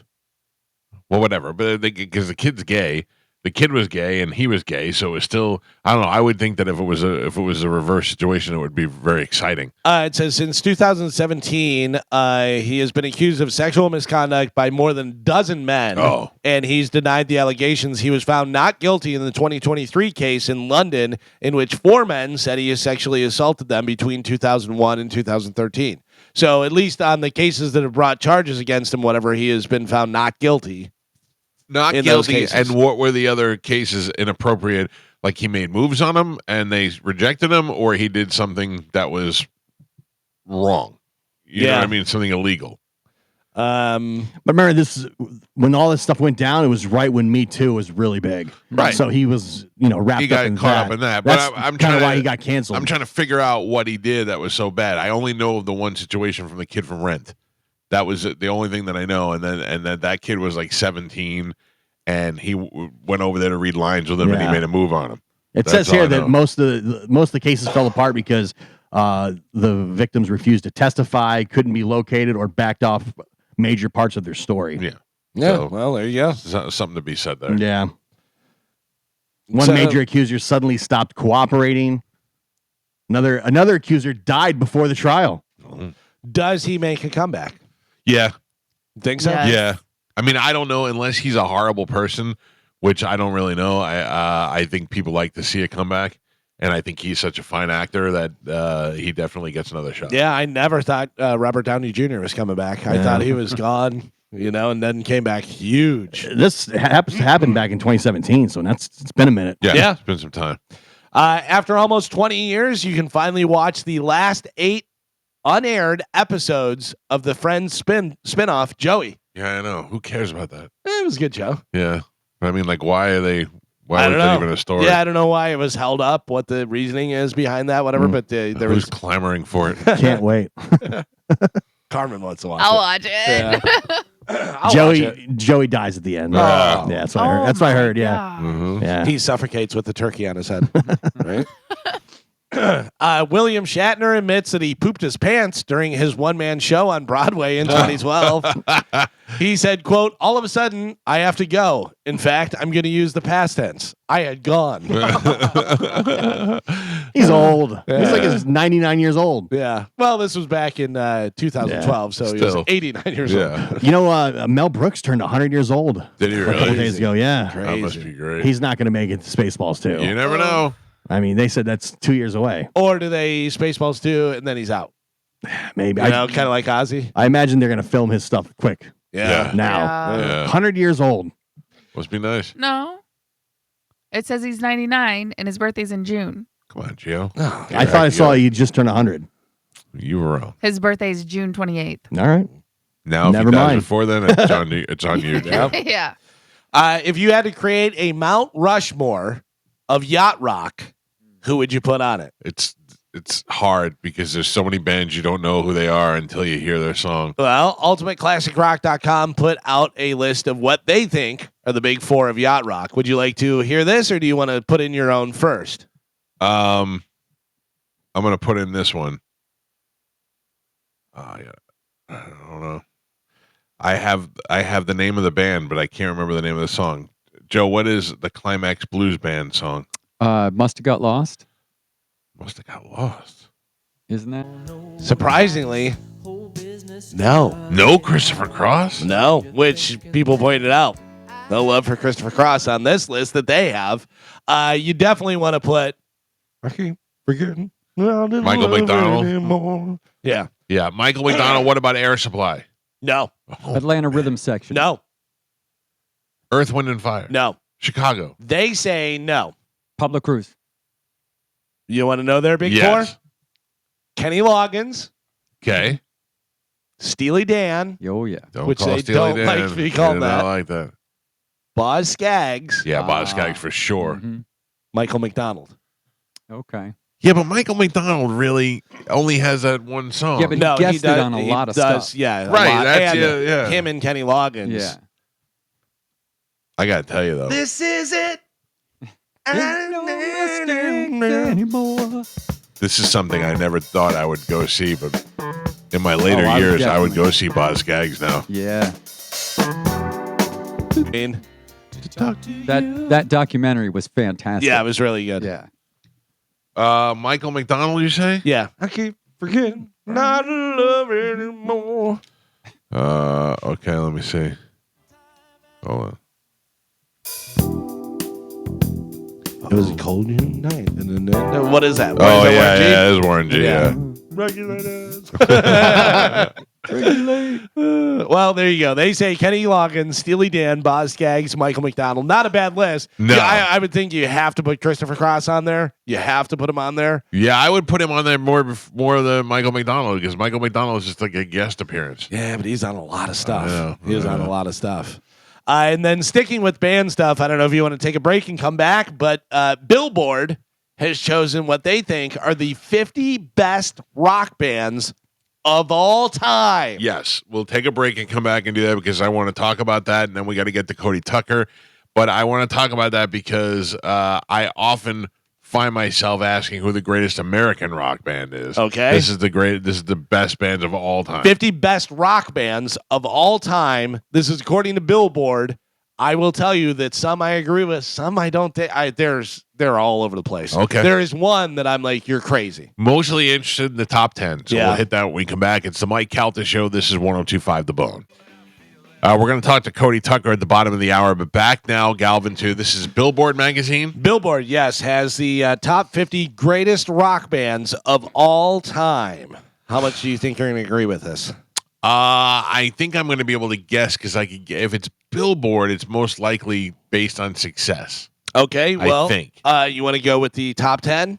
Sure. All right. I'm going to guess the Rolling Stones. You're guessing Rolling Stones, somewhere in the top 10. Gio, what do you think? The Beatles. Beatles, somewhere in the top 10. Joe? Led Zeppelin. Led Zeppelin, somewhere in the top 10. Carmen, you want to weigh in on this one? I know Sure. you're not a huge rock fan, but you've heard the names. Yes, I'll go Aerosmith. Aerosmith. All names, everyone we chose should be in the top 10. Well, I can tell you one of you got number one. That's the Beatles. Yes. Number one is the Beatles. Mhm. Somebody got number two. That is the Rolling Stones. Number two is the Rolling Stones. Somebody got number three. Led Zeppelin. Number three I'm gonna say Aerosmith. is Led Zeppelin. Wow. So far, I'm nailing this list. Number four, nobody said yet. ACDC. No, Metallica. no. Number 4. Metallica not in the top 10. Oh, AC/DC not in the top 10. Limp Bizkit. Kiss. No. Kiss not in the top 10. Leonard Skinner. Of all time, no. You idiot. Oh, I had to Oh, tell he's you. in the 10. Leonard Skinner, had that guy not died, would have been one of the biggest bands ever in the world. Oh, think how many songs they had before he died. Yeah, Yeah. it's crazy. Is this one going to make us mad, or is this going to be No. like Dire Straits or No, something? this is a band that absolutely is a huge band and definitely influential and definitely in the top 10 of greatest rock bands of all time. Eagles. No, Oh, good guess, Joe. Foo Fighters. no. I was going to say Nirvana. Number four, Pink Floyd. Pink Okay. Floyd. I'll give you that. Number five, nobody has mentioned yet. Really? Yeah, number five, definitely in my top 10 greatest all-time rock bands. Give us a decade. 70s, 80s. Black Sabbath. No. Bad Company. Singer no longer with us. Singer also known as one of the greatest singers of all time. No one. Oh, Queen. Queen. Oh, yeah. Queen comes at number five. That sounds right. Yeah. Number six is, it's funny because rock is a big category and stuff. They're rock, like you would consider them rock. Definitely a huge band. Definitely a ton of great songs. Nobody's mentioned them yet either. Def Leppard. No. Oh man. I don't know. There's too many bands. Yeah, too many bands. There is a lot of incarnations of this band, and then when this kind of group came together, they really exploded. Cream. Fleetwood Mac. Oh, yeah. Fleetwood Mac. Huge. Yeah. I mean, Fleetwood Mac, giant. Now we're getting into a little bit more. So those are a lot of older. Right. These are a little more in our wheelhouse. More you and I, Mike, than the others. But us growing up with these guys. Van Halen. No. Van Halen, not in the top 10. Oh! Which is That hurts. insane. AC/DC. Insane. No. Not in the top 10. These guys came out, really hit in the 80s. They really hit in the 80s. Simon and Garfunkel. No. Not in the 80s. Still, by the way, still one of the biggest bands in the world today. And we haven't said them already? Have not said them. That's wild. One letter, one number. U2. U2. Oh yeah. U2 comes into number 7 for Billboard's greatest rock bands of all time. It's about right. Number 8 is a band that I really like. Definitely not, should not be in the top 10. The They Who? should be in the top 50. Who actually comes in number 11? Okay. So not in the top 10. This is a band, I think, because the singer, creator, just recently passed away. They said, oh, let's put this in there. Great band. Love them. Shouldn't be in the top 10, in my opinion. Lost a singer. Singer just passed away. Sabbath. No. Wait, the Sabbath not in the We still have not said Sabbath, by the way. Sabbath is not in the Sabbath top 10? is in the top 10. Okay. But it's not this band. This band, who we all agree is a great band, whatever, but I think everybody will say, yeah, shouldn't be in the top 10. And the singer just died? Singer just died. Sly and the Family Stone. Oh. Oh. And also, Not a rock band. I'd go more funk. yeah, Yeah. funk Yeah. band. Stupid list. Yeah. Well, that one's pretty bad. That one's, Sly and the Family Stone, great. Not in the top 10. Van Halen? Come Yeah, on. exactly. Metallica. Get outta Yeah, here. there's a lot. Number 9, we just said Black Sabbath. Yeah. Black Sabbath has to be in your top 10. Number 10, controversial, definitely a huge band. But all these other ones, these ones are the most current band. Not current, I will tell you, they're not touring, they're not together anymore. But as far as timeline goes, out of the ones we've mentioned so far, huge band, rock trio. ZZ Top. No, out of Seattle, Nirvana? Nirvana. Yeah. Nirvana, top 10. I mean, Nirvana I'll give you for being influential. You know what I mean? They were huge. They were huge. They were huge. Killed hair bands. Yeah. You know, they came in like a comet. Now we're outside of the top 10. Number 11, The Who. Mm-hmm. Number 12, Metallica. Okay. I think Metallica deserves to be I top mean, 10. I mean, if you're moving Sly and the Family Stone around and you're going by success for sure, but top 12 is respectable. I'll give you that. Number 13, AC/DC. Yeah, that needs to be a lot higher. They should be higher Yeah. for sure. Number 14, the band we all enjoy. I don't know whether they need to be 14. CCR. Yeah. Yeah, that's how I feel too. Yeah. If you would have said they were like 26, I'd be like, okay. Number 15, I think a little too high for these guys. Talking Heads. Oh yeah. Number 16, we don't enjoy them, but a lot of people do. Grateful Dead. We don't. Number 17, Heart. Yeah, I'll give you that. Number 18, The Clash. All right. I knew you would appreciate that. I do. Number 19, The Beach Boys. Yes. We're in the top 20. Coming in number 20, Limp Bizkit. Iron Maiden. Radiohead. I don't like Radiohead. I try to like Radiohead. I like I- one song. Creep. Creep. Yeah. And Karma Police. Is Karma right. Police is good. I don't even like Karma Police. I went to go see them live just to say I saw them and see if I give it a shot, and it was just miserable. It was a lot of flashing lights and a lot of loud Too music. sing-songy? Two sing-songy. Too sing-songy, and it was no good. Number 21, according to Billboard. Greatest rock bands of all time. Number 21, We still haven't had the Eagles yet. Van Halen. Oh gosh, Van Halen. ahead the Talking Heads ahead of Van Halen. Talking Heads, Radiohead. Come yeah. on. All the heads above Van Halen. Number 22, Rage Against the Machine. Okay, I'll give you that. 23, a band nobody's mentioned yet, I don't think, and one of the greatest rock bands of all time. Rush. And if you're talking about American rock bands, they're up there. Who? Aerosmith. Guns and Blank and Roses. Oh yeah. Guns and Roses, baby. And what number? At 23. Come on. Here's where we run into a problem. You're trying to be cool and you're trying to, number 24, The Velvet Underground. Like, I get it, but I also. Obscure. Yeah. Also, That's Andy Warhol's band. Name 2 songs. Number 25, I think we all agree with. Mana. What? Didn't they get him in the Hall of Fame, or didn't they try to put him in the Hall of Fame? Name one song. Yeah, that's the thing. Name one song. Get out of here. Number 26, Pretenders. Number 27, love them. Parliament Funkadelic. I don't know if they're 27. Not a rock band. Yeah. Number 28, Allman Brothers. Okay. 29, REM. I knew REM was going to make this list. Sure. There you go. Number 30, Pearl Jam. Okay, but can I just tell you something? The Eagles haven't been mentioned yet. No, they haven't. Yeah. The Eagles are arguably the greatest American rock band. Maybe not as hard. Maybe I would put Aerosmith No, ahead but I mean, of you the have Eagles. Fleetwood Mac on the top 10. Fleetwood Right. Mac, Eagles, not, hard rock. Right. They're rock, though. Yeah, they're country rock.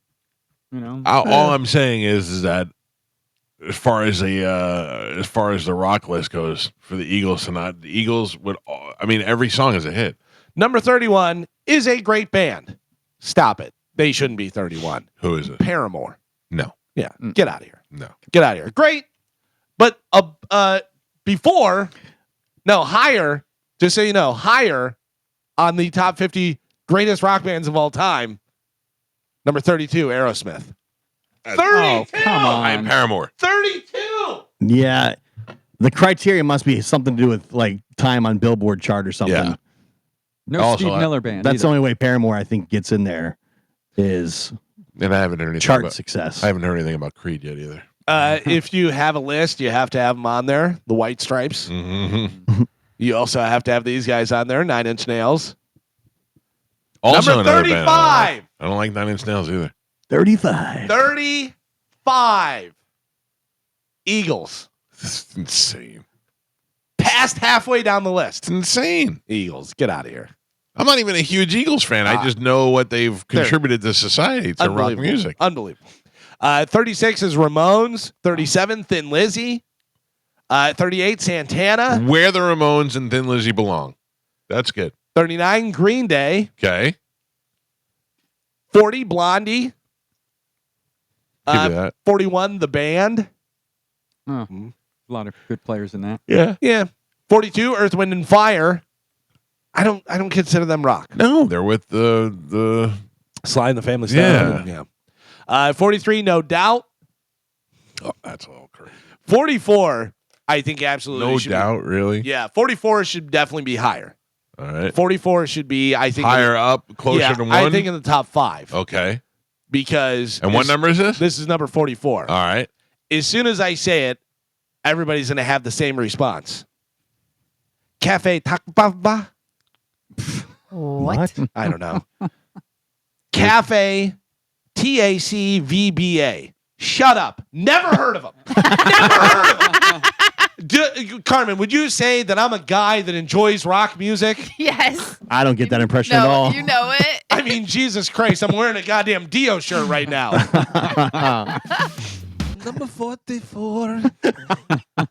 I mean, that's funny. Nobody's ever even heard of that. They put us before the Stooges. They're number 45. Guess who else is behind us? Oasis. The number 46. Number 47, Def Leppard.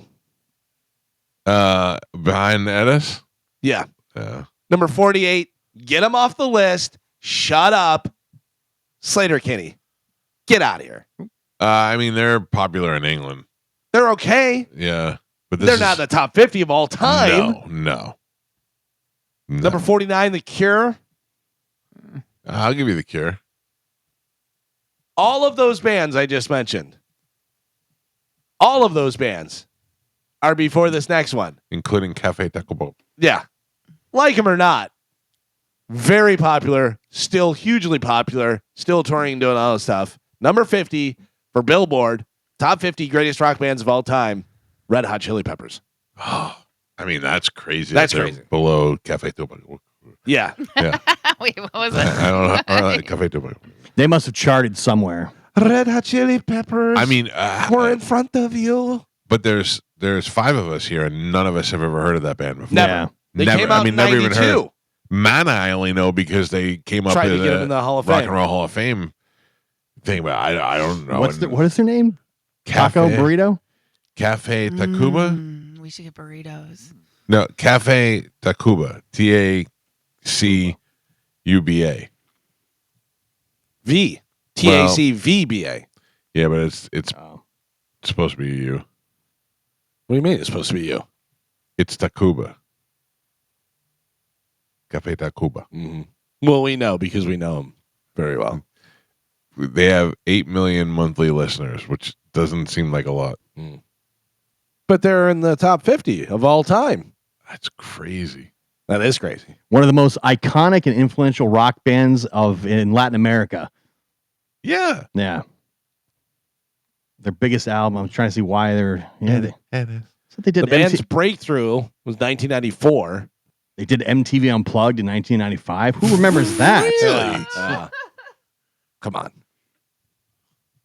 I don't know. Stop it. I mean, there's a lot of good, I think, on this list. It's a decent list. Like, there's some good stuff. I've moved some order around and stuff. The fact that Van Halen's not in the top 10 blows my mind. The fact that the Eagles are behind some of the other ones that they were behind is crazy. Yeah, listen. I do think that they make these lists to annoy people sometimes too, or they do things and they go, "Oh, this is going to make them crazy." The Eagles were 35. 9 Inch Nails was 34. The White Stripes were 33. Aerosmith was 32. Crazy. Paramore was 31. Paramore was 31, and the Red Hot Chili Peppers were 50. Yeah. That's crazy. These lists are dumb.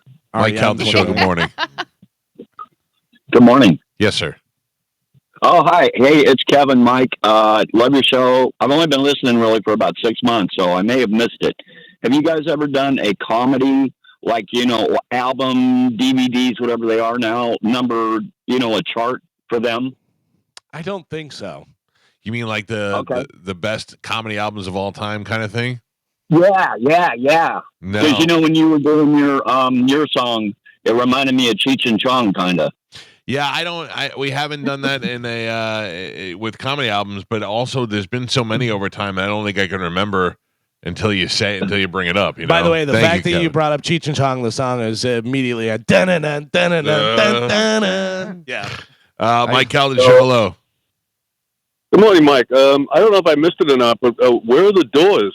They weren't on the list at all? No, not the top 50. Paramore was and Cafe Tacuba was. Yeah. That's ridiculous. Thank you, sir. Yeah, by the way, Foreigner not on there, Bad Company not on there. Yeah, that's insane. I need to know from now on before we do these stupid lists what the criteria is and how they decided to judge these people. This can't be right. What? It says they have one Grammy win. They've sold 330,000 albums worldwide. This can't be right. What are you doubting? But that's why we've never heard of them. Yeah.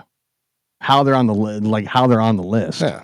It's like you said, they must have charted. They must have done something. It's a Billboard In related Latin list. America, I guess, but I mean, yeah, I don't know. But everybody knows, and this is not, dumb Americans saying this. If you if you're popular enough, you make it in America. Right. That's the whole thing. And crossover, yeah, any art, whether it's film, book, music, whatever. If you're popular, you're going to be popular in America. That's the proving ground. And also, don't say influential unless you're going to say they heavily influenced this band or that band. And usually when there is a band that was heavily influenced by another band, that we know that. We go, oh, they love this band or they act like this band. Right. Dumb, Galvin. Dumb. I blame Carmen. Billboard. Why? You know why. Mike Calta Show, hello. Yeah, all those people are really high because they cannot hit high notes. You know that, right?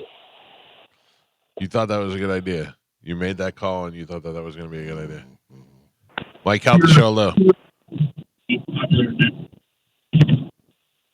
You thought that was a good idea. I'm talking to me for taking phone calls. That's it. I'm done. Take a break. Cody Tucker will join us next. It's the Mike Calta Show. This is 102.5 The Bone. But right now we go to Texas and welcome our friend Cody Tucker to the show. Cody, how are you doing, buddy? I'm good, man. How are y'all doing? Cody, we did something this weekend that I know you are not a traveler, but I know that you would enjoy. We went to Skank Fest this weekend in New Orleans. Yep. The biggest comedy festival in the country, and I think you would have loved it. Why? I just because I had a good time, and I don't like to move too far away from my nest either. And it was worth it. First of all, the food in New Orleans is great. The comedy was great.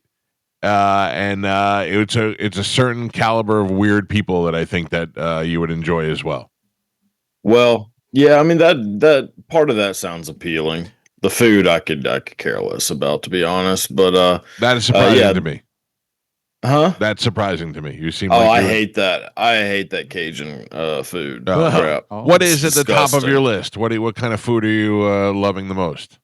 Oh boy, I'm a big like I like Italian food. I like Mexican food. Okay. You know, that would probably be like top 2. All right. You know, good old like Southern cooking. You know, like, You seem like there's not a lot of like I'm not taking you to a place like Calvin. What did you say that it serves cold foam or whatever? Yeah, if it has foam. It's probably going to be lost on me. Yeah. Cody I'm has said that he hates New Orleans many times. Oh yes. Yeah, I agree. I'm not. I one time I was in New Orleans. I took a picture of a puddle that might have been filled with pee, and I said, "This describes New Orleans in one picture." This is the whole. It wasn't even a puddle. It was like a pothole filled with pee, and I was like, "This is New Orleans." But the truth is, this time we had a really good time. So they take over this like section, and all of a sudden it becomes like Thunderdome over there. They got a boxing ring set up, and they got, you see Doug Stanhope walking around doing comedy, and then next thing you know, you see two dudes just beating each other up, punching each other in the nuts in the ring. It was a good time. Ass slapping competition with the ladies, yeah. Fat porn stars. You can never get enough of that. Yeah, I mean, kind of just sounds like New Orleans on pretty much any day. That's probably true too. Yeah. Well, anyway, it was a good time. I think it. Yeah, I'm sure it was a great time. Just wouldn't be necessarily my cup of tea, but to each their own. One day I'm going to come up and say, Cody, you know what I did this weekend? And you're going to go, man, that sounds awesome. It has yet to happen. Yeah, I mean, unless you tell me that you spent a weekend staying at home watching, movies and doing nothing, I don't know if I'm going to think so much of that. Did you see the new DiCaprio movie? What is it called, Galvin? What's that? What's the DiCaprio movie called with Sean Penn? One Battle After Another. No, I heard it wasn't very good. That's what Galvin said. It stinks. It is awful. Yeah, I heard that it was like shockingly bad considering, the actors and the director. I mean, Paul Thomas Anderson's incredible. Yeah. Right, that's the same movie, right? Yes. Thomas, okay, yeah. Yeah, no, I heard it was horrible. So I just was like, well, I'll wait and, stream it illegally probably. That's what we've been waiting to do, and that's what I think Galvin might have done. So thankfully we didn't. I would say it's your New Orleans of movies. Really? God, what a disappointment. I mean, I just I heard it was bad. I heard Sean Penn was like not much of anything in it. I mean, it's just it's a real bummer. How disappointing. But I'm more of like an older movie type person anyways. I really don't watch a lot of newer movies. I'll tell you a good one is The Long Walk. The Long Walk is with who? It has Philip Seymour Hoffman's son is the main actor. Him? Okay, yeah, because I saw previews for that. It looked like a good idea. Remember I talked about it.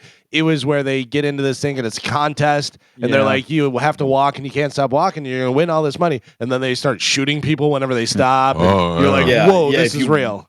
Yeah, if you walk under a certain speed, it's like a massive competition. If you walk under a certain speed, the military behind you shoots you, kills you, and you go until there's one person left. It's a Stephen King book. Yeah. It is incredible. It's like might be one of the most like suspenseful, thrilling movies I've seen in a long time. Oh, good. All right. That's and I didn't really have like high expectations or anything. I was like, it's probably all right. But no, man, it is great. Something I don't think that you'll enjoy necessarily, but I'm going to tell you about. Okay. Over the Thanksgiving break, we are doing a new segment on our YouTube channel called Mike Mansplains the Movies. And I'll be watching The Godfather with my wife, and I'll be mansplaining it to her the entire time. That'll be great. Yeah. So at least you'll get to watch along with The Godfather. Yeah.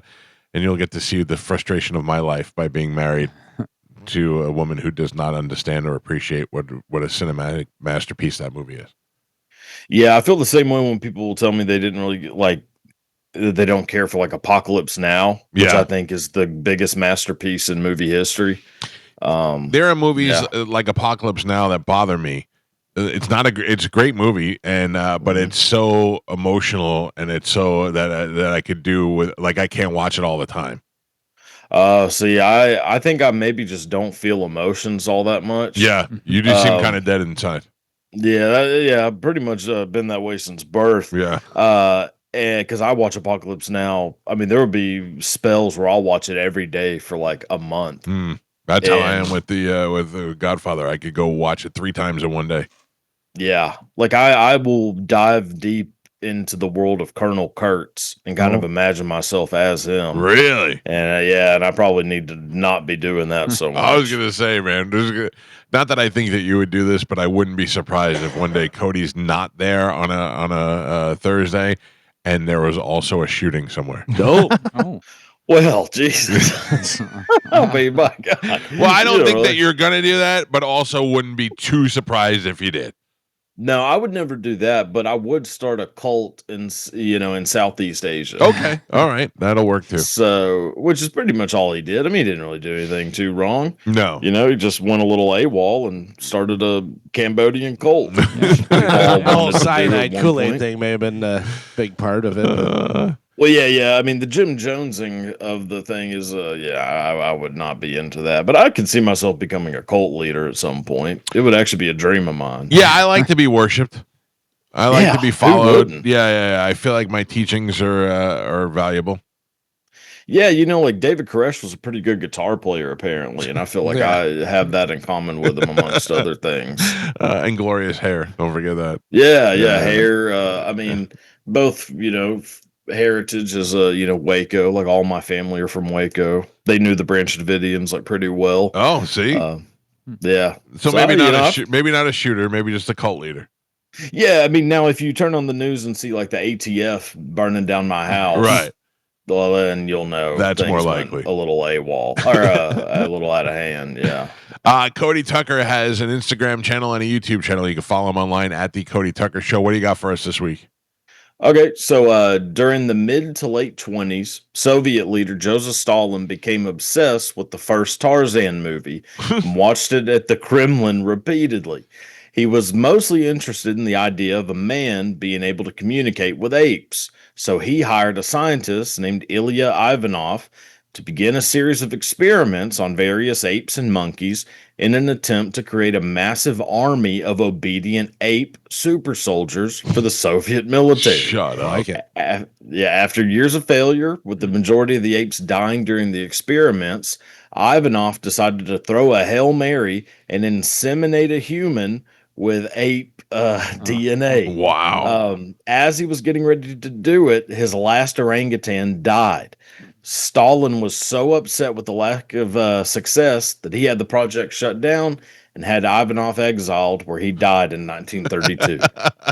That's the worst part. The pressure of working for somebody like that is if it doesn't work, they're going to put you over in Siberia.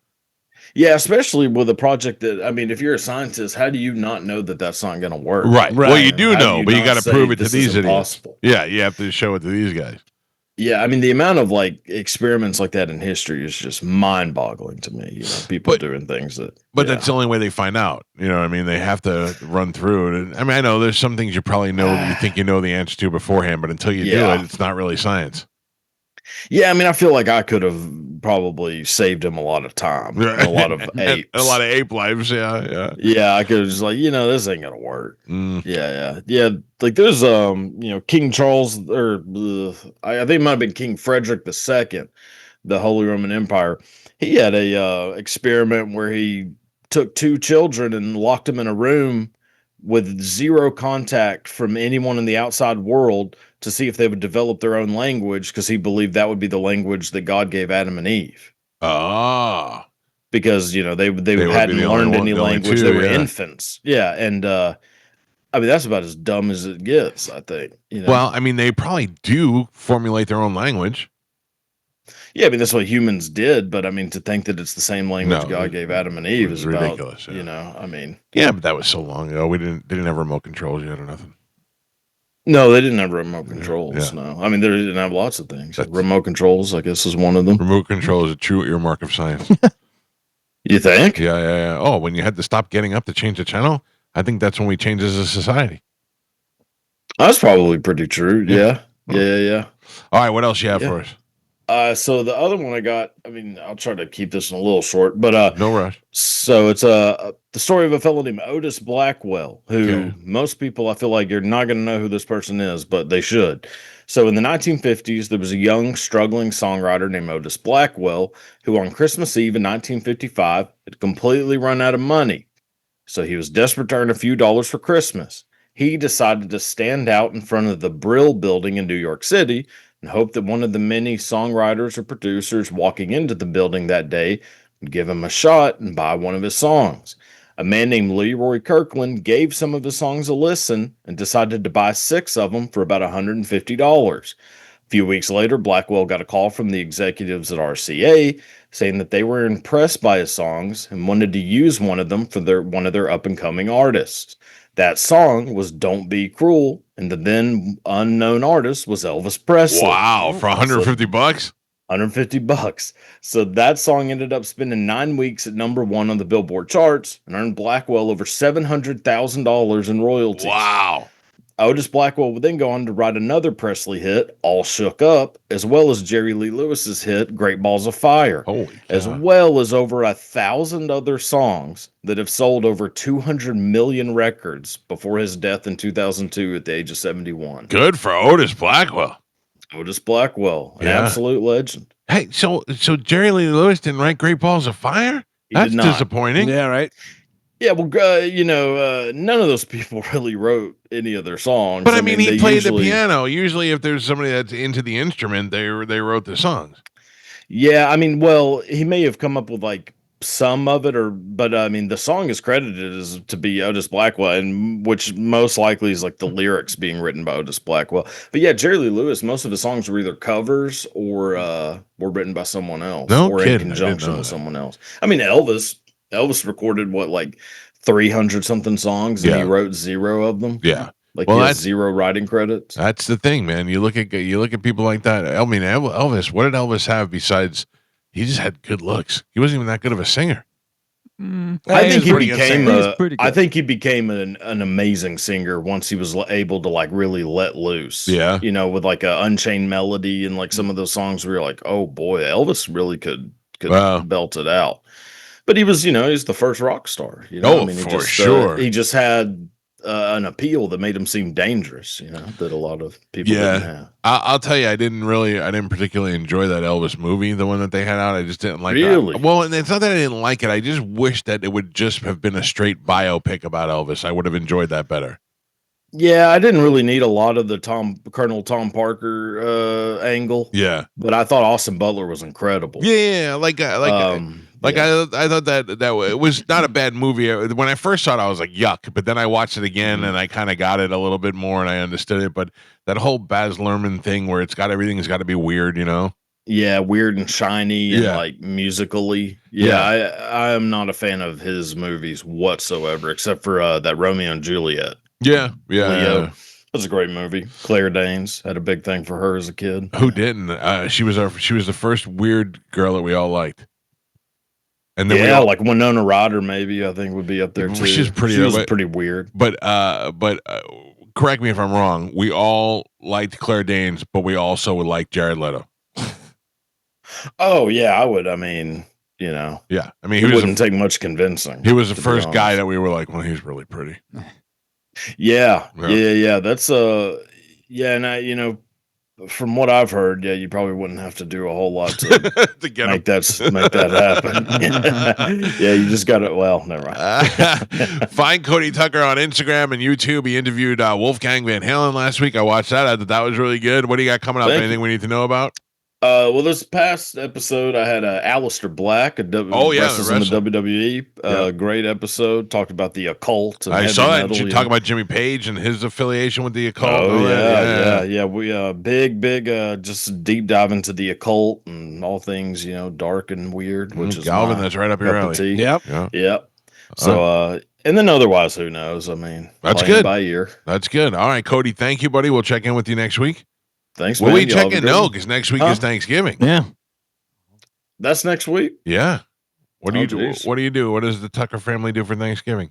We do a good old-fashioned throwdown, but we'll probably do that. We usually do it on Sunday because we have to pick a day where everybody's off work and whatnot. So I think we're probably doing that this Sunday. But yeah, we'll go really hog wild, as they say. Cody, would you be available wrestling on Wednesday if we were trying to squeeze you in next week? Yeah, I don't have like a job or anything, so I don't pretty really, available. It doesn't matter to Hey, me. how great is that you found the niche, man? This is your job. It's pretty nice. It's great, right? And you're good at it. Yeah, well, thank you. I mean, I'm horrible at jobs. Yeah. So it really worked out about as good as it could because, I might be one of the worst employees in American history. What was the last job that you had? Well, I was a substitute teacher, and I was good at that, and I did enjoy that. But I would have found a way to screw that up too. But mostly I was just doing worked at Best Buy for a while. I wasn't good at that. Yeah, I'm not good at selling things. I don't like convincing people of things. I just Well, you found your niche. You do what you do well, man. I like it. I like it. Keep anytime it going. I text Cody, he just says, "All I got is time, man." Good. That was pretty much it. Yeah. We'll hit you up Wednesday so we don't miss next week. Yeah, let's do it. All right, bro. Cool. Yeah. Have a good week. We'll see you next week. All right, man. See y'all later. Cody Tucker. I gotta remember to send Cody's Christmas gift out in time. I got him a good one this year. There you go. I have so many things going on right now. Somebody is out front in my house. That's Martine. No. Well, Martine may be here. Then I got in the front of the house. I got the Christmas light guys, and all the Ring doorbells are going off at once. Everything's just blowing up. All right. We're all good. I just while I'm talking to Cody, I just got a light. My wife walked in. The lights are going off at once. It's all going on at once. All right, Martin Gramatica is here. We'll take a break. We come back with him. We'll do our football picks for the week. It's the Mike Calta Show. This is 102.5 The Bone. Now, Martin Gramatica is here and making his way into the studio, as he does on occasion, and join us here to do football picks. I don't know where we're at on the football picks, but I know Martin's probably not doing too well. I know you're not doing too well. I am not doing well, and I feel like that shouldn't be held against me. Martine, I believe, is tied for second. Oh, so is that real? Yeah, you're not only bad at football picks, you're bad at listening to what Carmen says. Yeah, currently Gio in first place, then followed by Ian and Martine, I believe, are tied. Because they played. Carmen, yes. Yes, they are tied. Right. And then Carmen and myself, I believe, are tied for next. Correct. And then you have Joe. Nope. Oh, no, Johnny B. Yes. Making a run. Then Joe. Then nope. Then Mike. Sorry, you have then it, Joe. Yeah. Yes. Martine, you realize you're in tie for second place for football picks. I knew I was up there, but I didn't know. Yeah, second place. That's pretty good. First loser. Yeah. Well, I mean, tied for second place, so really third loser. Gio is actually winning. But I feel like I shouldn't be really held accountable because sometimes I make picks for entertainment value. Oh, okay. Well, you shouldn't do that because we're playing for money. Yeah. I know. Well, I mean, I'll pay, but I just don't want everybody to think I'm such a loser. Gio, just make sure whenever you take Mike's money, you laugh at him. Yeah, for entertainment Say value. thank you. You entertained me by taking those Could he bad be in picks. first if he picks against the Bucks all the time, though? Yeah, because I'm not picking with my heart. I want the Bucks to win. You know what I mean? That's why it's hard to bet because I feel like I know the Bucks the best, but I never want to bet against them. So I can't. I would never. I hate doing it, but You're really not a true fan. I mean, I wouldn't say that. I just You value money more than you value. Nobody goes undefeated, man.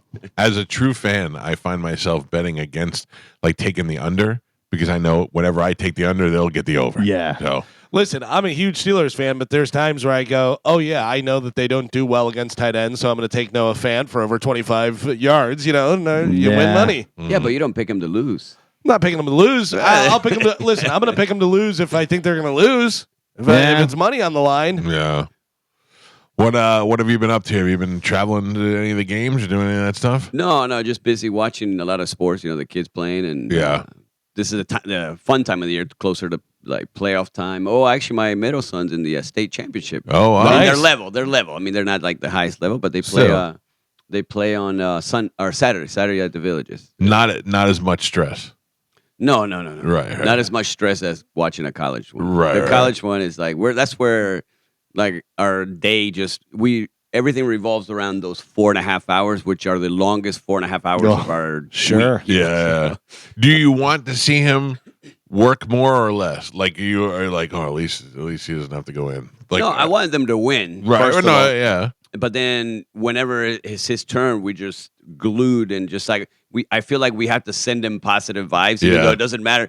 It's so much harder. People ask me, was it harder to play, or is it to watch your kid? And it's 1,000 times worse watching your kid because there's nothing I can do about it. There's no control. He's out there on his own. Yeah, it's your kid. I don't care if he's 30, 40, he's still your baby. Right. So it's like, especially this day and age with social media, everybody's so brave. Yeah, talking smack. You want to protect them and shield them from all that, but they grow up and they deal with them on their own. But they it's- get it. I think at this age, they know what the deal is when it comes to social media. Yeah, because they grew up in that. Right. You know what I mean? So wouldn't it be great if Martine just starts beating people up? He's got a list of names. Just showing up at dudes' houses. Did punching you them. say that my son? Well, where was I? I was somewhere, and the first thing this guy asked me is like, "How did your son feel when he missed that kick?" And I looked at him like, I wonder what the. I mean, obviously they just want a soundbite. But I don't know, but. This is random guy that just saw you. I was at I was somewhere checking out. I don't know if I was at a car dealership. I can't remember what it was. It was I thought you were doing. I thought you were getting an interview from like a reporter. No. This is like random person, and I'm looking at him, and I looked at the guy taking care of me, and I go, idiots like this. Nice. Yeah. Like, You said that? Yeah, I did. I was like, how do you think I'm going to answer this? I go, did you not watch the one he made? Right. Oh, well, I wasn't watching the whole game. I think, just get out of my face. I would never. Like maybe if it was somebody like when I was a big super Yankee fan and it was a Red Sox thing, there was a rivalry. Maybe I'd say something as a joke to her, but I would never insult the guy's son. How do you open up with that though? Yeah, not even good morning. You're like, What's was the his- answer? Yeah, well, what was his end game? Like just trying to make you upset, trying to make you mad. You, somebody who's known for having such a fly off the handle reputation. He accomplished it. I was heated. I tried my veins started to pop, but I'm like, I can't, be super rude, but I'll be a little bit. Right. I kind of made him feel dumb, like He should. I go, that's not how you start a conversation. One thing is like, man, I feel bad your son missed his kick. Whatever. That's a little different. Like, Right. we felt bad together. Right, But right, how right. did he feel? I'm like, he felt great, man. It was Yeah, awesome. yeah, he didn't care. We He didn't- celebrated at home. Stupid. But yeah, People are that kind of just stuff. dumb. But it's a lot harder when it's your kid. Yeah. If they're talking about me, yeah, I might say You something could bad deal too, with it, whatever, yeah, I'll deal yeah. with. But it's your kid, when I'm like, but Oh, that you just made me frustrated. Yeah. You made me mad. Let's find that guy. It's so annoying. It's so annoying. yeah. People are really. People are just are. I don't know if they're more if they get confused because they're trying to say something that there's Martine. What can I say? Whatever, and they get all hyped up and they say the absolute wrong thing, or are people just assholes? I mean, yeah, exactly. Maybe it was something where like he didn't know what to say. Let's open up with this. Right. Maybe it didn't come out the way you want. I don't know. I'm giving the guy the benefit of the doubt, I man. know. But Really. it's the same along the lines of people whenever they come up and they're like, hey, my wife listens to Joe. I don't know who you are. Yeah. They just go, Yeah. cool. Yeah, I don't know who you I do are. that to opponents' coaches. Because they try to get a. I go, dude, I don't even know your name. Mhm. You Yeah. obviously know who I am. Yeah, So yeah, that makes them so mad. I just like my wife trained me a lot because I used to be a hot-headed coaching. I'd go at them, and that's what they want. Yeah. So Sure. now I've ignored them, but I do throw a little dig here and there just to like get a little. I just have fun with it. I actually think they're upsetting me, but I'm like, I'm there to have fun with my kid. I'm like, but I get a rise out of them because they get so frustrated. Right. I feel like I'd be the worst. Like if I was an unbelievable receiver or something like that, and somebody trying to get at me, whatever, one of the other players, I'd be like, you did such a good job. I thought you were going to get it, but then I came down with it in the end zone, and I thought you were Crazy going how to, that but worked I out. had it, so it was good though. I thought you did a really good job. I looked back whenever you were chasing me, and you were like 10 yards behind me. You didn't catch me. I went in the end zone, but you look good. That's probably better than actually. Yesterday I was driving and I see this guy flicking his finger, right?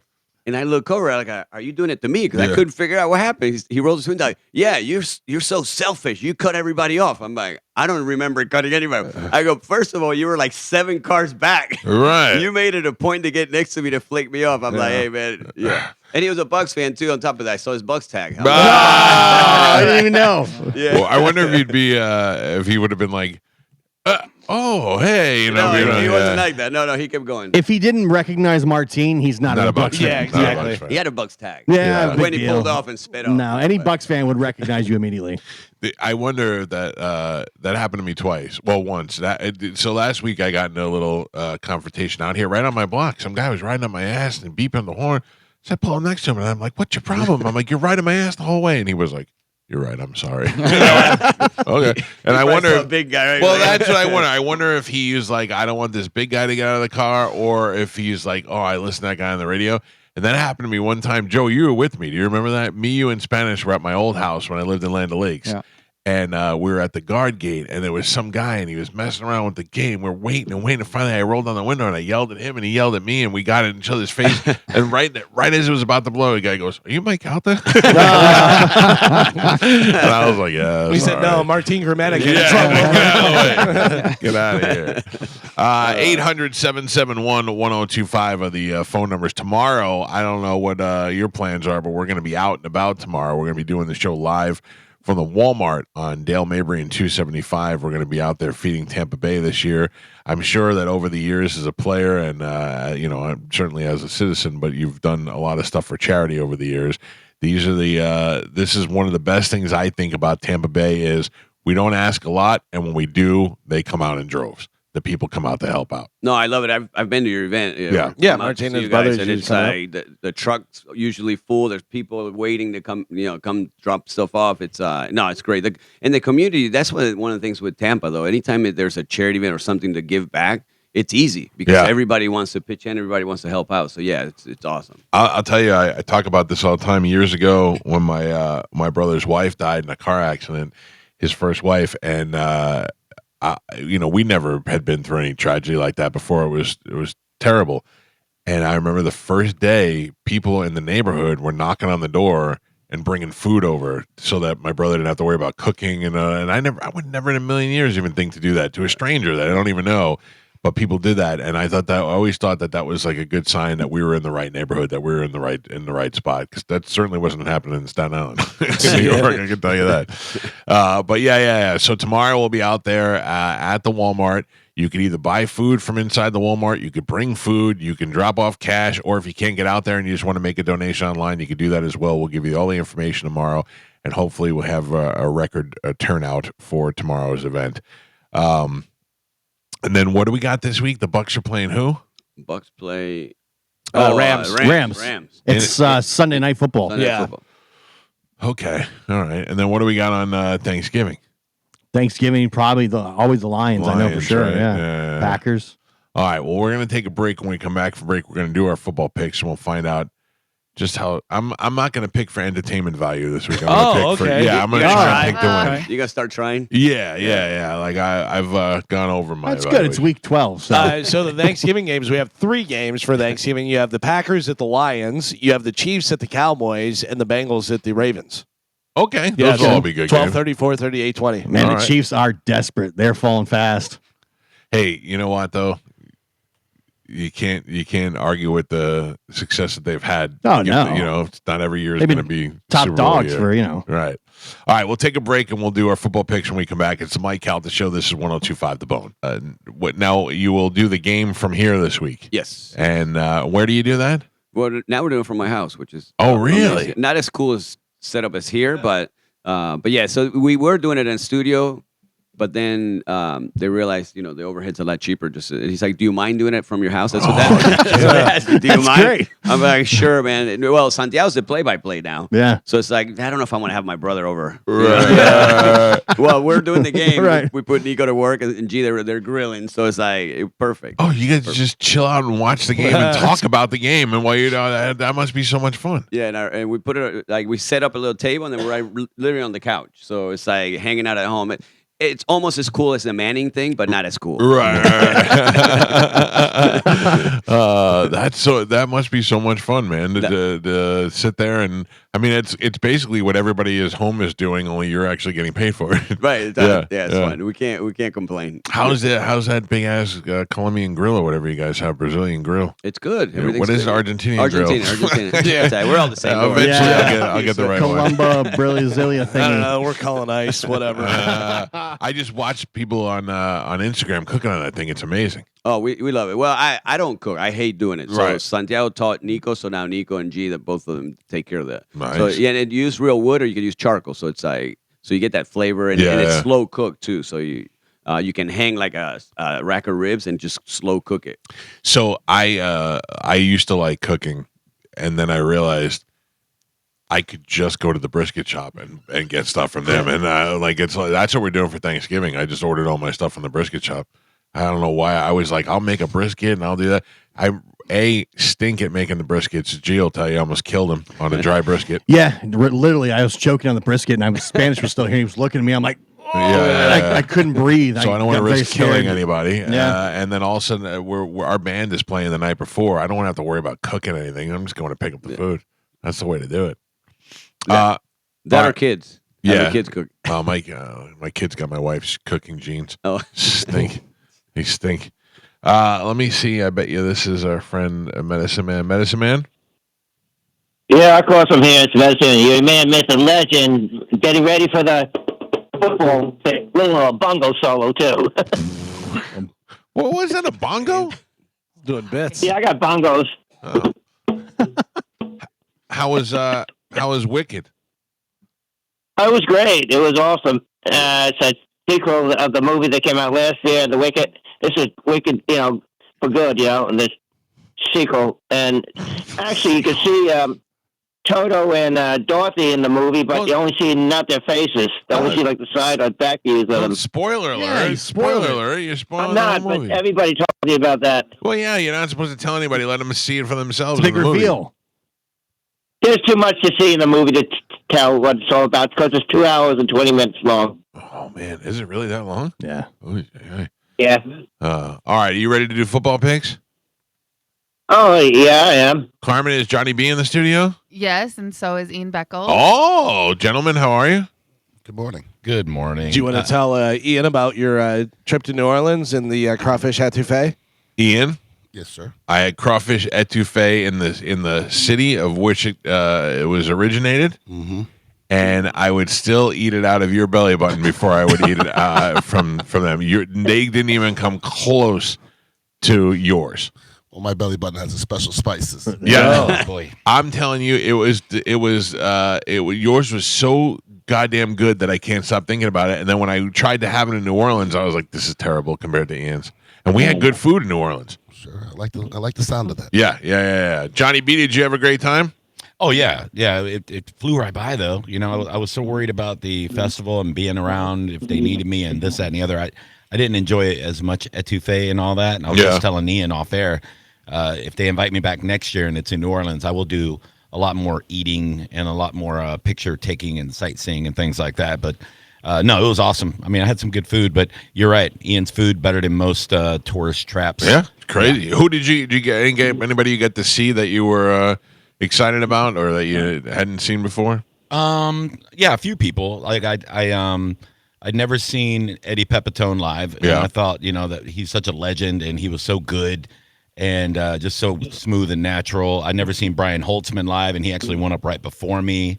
And that's pretty cool. It wasn't until everybody walked out. But it was worth it. It was worth me playing for 7 people, Yeah.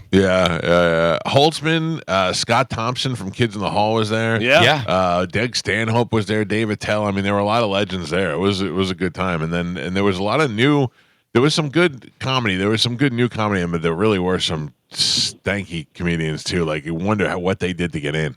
Yeah, I think a lot of the local ones that they brought in, what they call because they had the three categories. They had the True Bloods, which was all the legends, and then they had the New Bloods, which was the guys that submitted like me, and then they had the Bayou Bloods.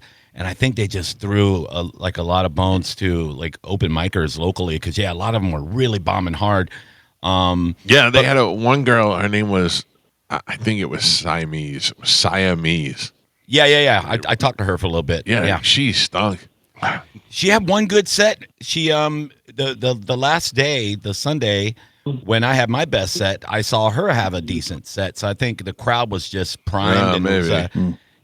But then I talked to her afterwards, and we were having a long chat, and she was like, "Oh, I want to come to Florida and do shows. Can you help me book shows?" Nope. Well, I told her, I said, I don't know, like maybe if there's a room that kind of fits your style. And then she goes, "Well, I have to tell you, my comedy, like most of New Orleans comedy, leans very left." And I said, "I don't care about your political affiliation." I said, my comedy funny. doesn't. Yeah, I said, I don't lean either way. I like to appeal to everybody. You should lean more funny. Yeah, exactly. When people tell me that, I just I'm done. I don't like it. But the worst is where they brought her up. They called her an internet sensation. Oh, yeah. She told me that right out the gate when I talked to her. She goes, "Well, I have 1 million followers," and I said, "Well, you could have 1 million accounts." Yeah, that's the thing. I didn't see any sensation there. All right. Anyway, ladies and gentlemen, time to do our Week 12 football picks. Here we go.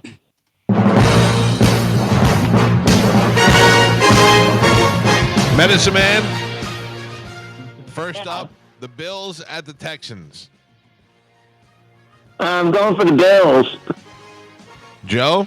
Texans. Galvin? Bills. Martine? Bills. Gio? Bills. Ian? Bills. And Johnny? Bills. Carmen? Bills. Bills. Joe's picking for fun today. Yep. I guess. Entertaining purses only. Today's the day. The Colts at the Chiefs. Medicine Man. Johnny's going for the Colts. Joe? Colts. Galvin? Chiefs. Martine? Chiefs. Gio? Chiefs. Ian? Chiefs. Johnny? Chiefs. Carmen? Chiefs. I will take the Colts. As a joke, or are you? No, You're going for for real. fun? For You're real. going No, for listen. It For could go either way. Yeah, you For know. a real one. Yeah, Tough but- one. Seahawks at the Titans. Medicine Man. Seattle Seahawks. Joe? Seahawks. Galvin? Seahawks. Martine? Seahawks. Anybody not taking the Seahawks? No. Seahawks. Yeah. Seahawks.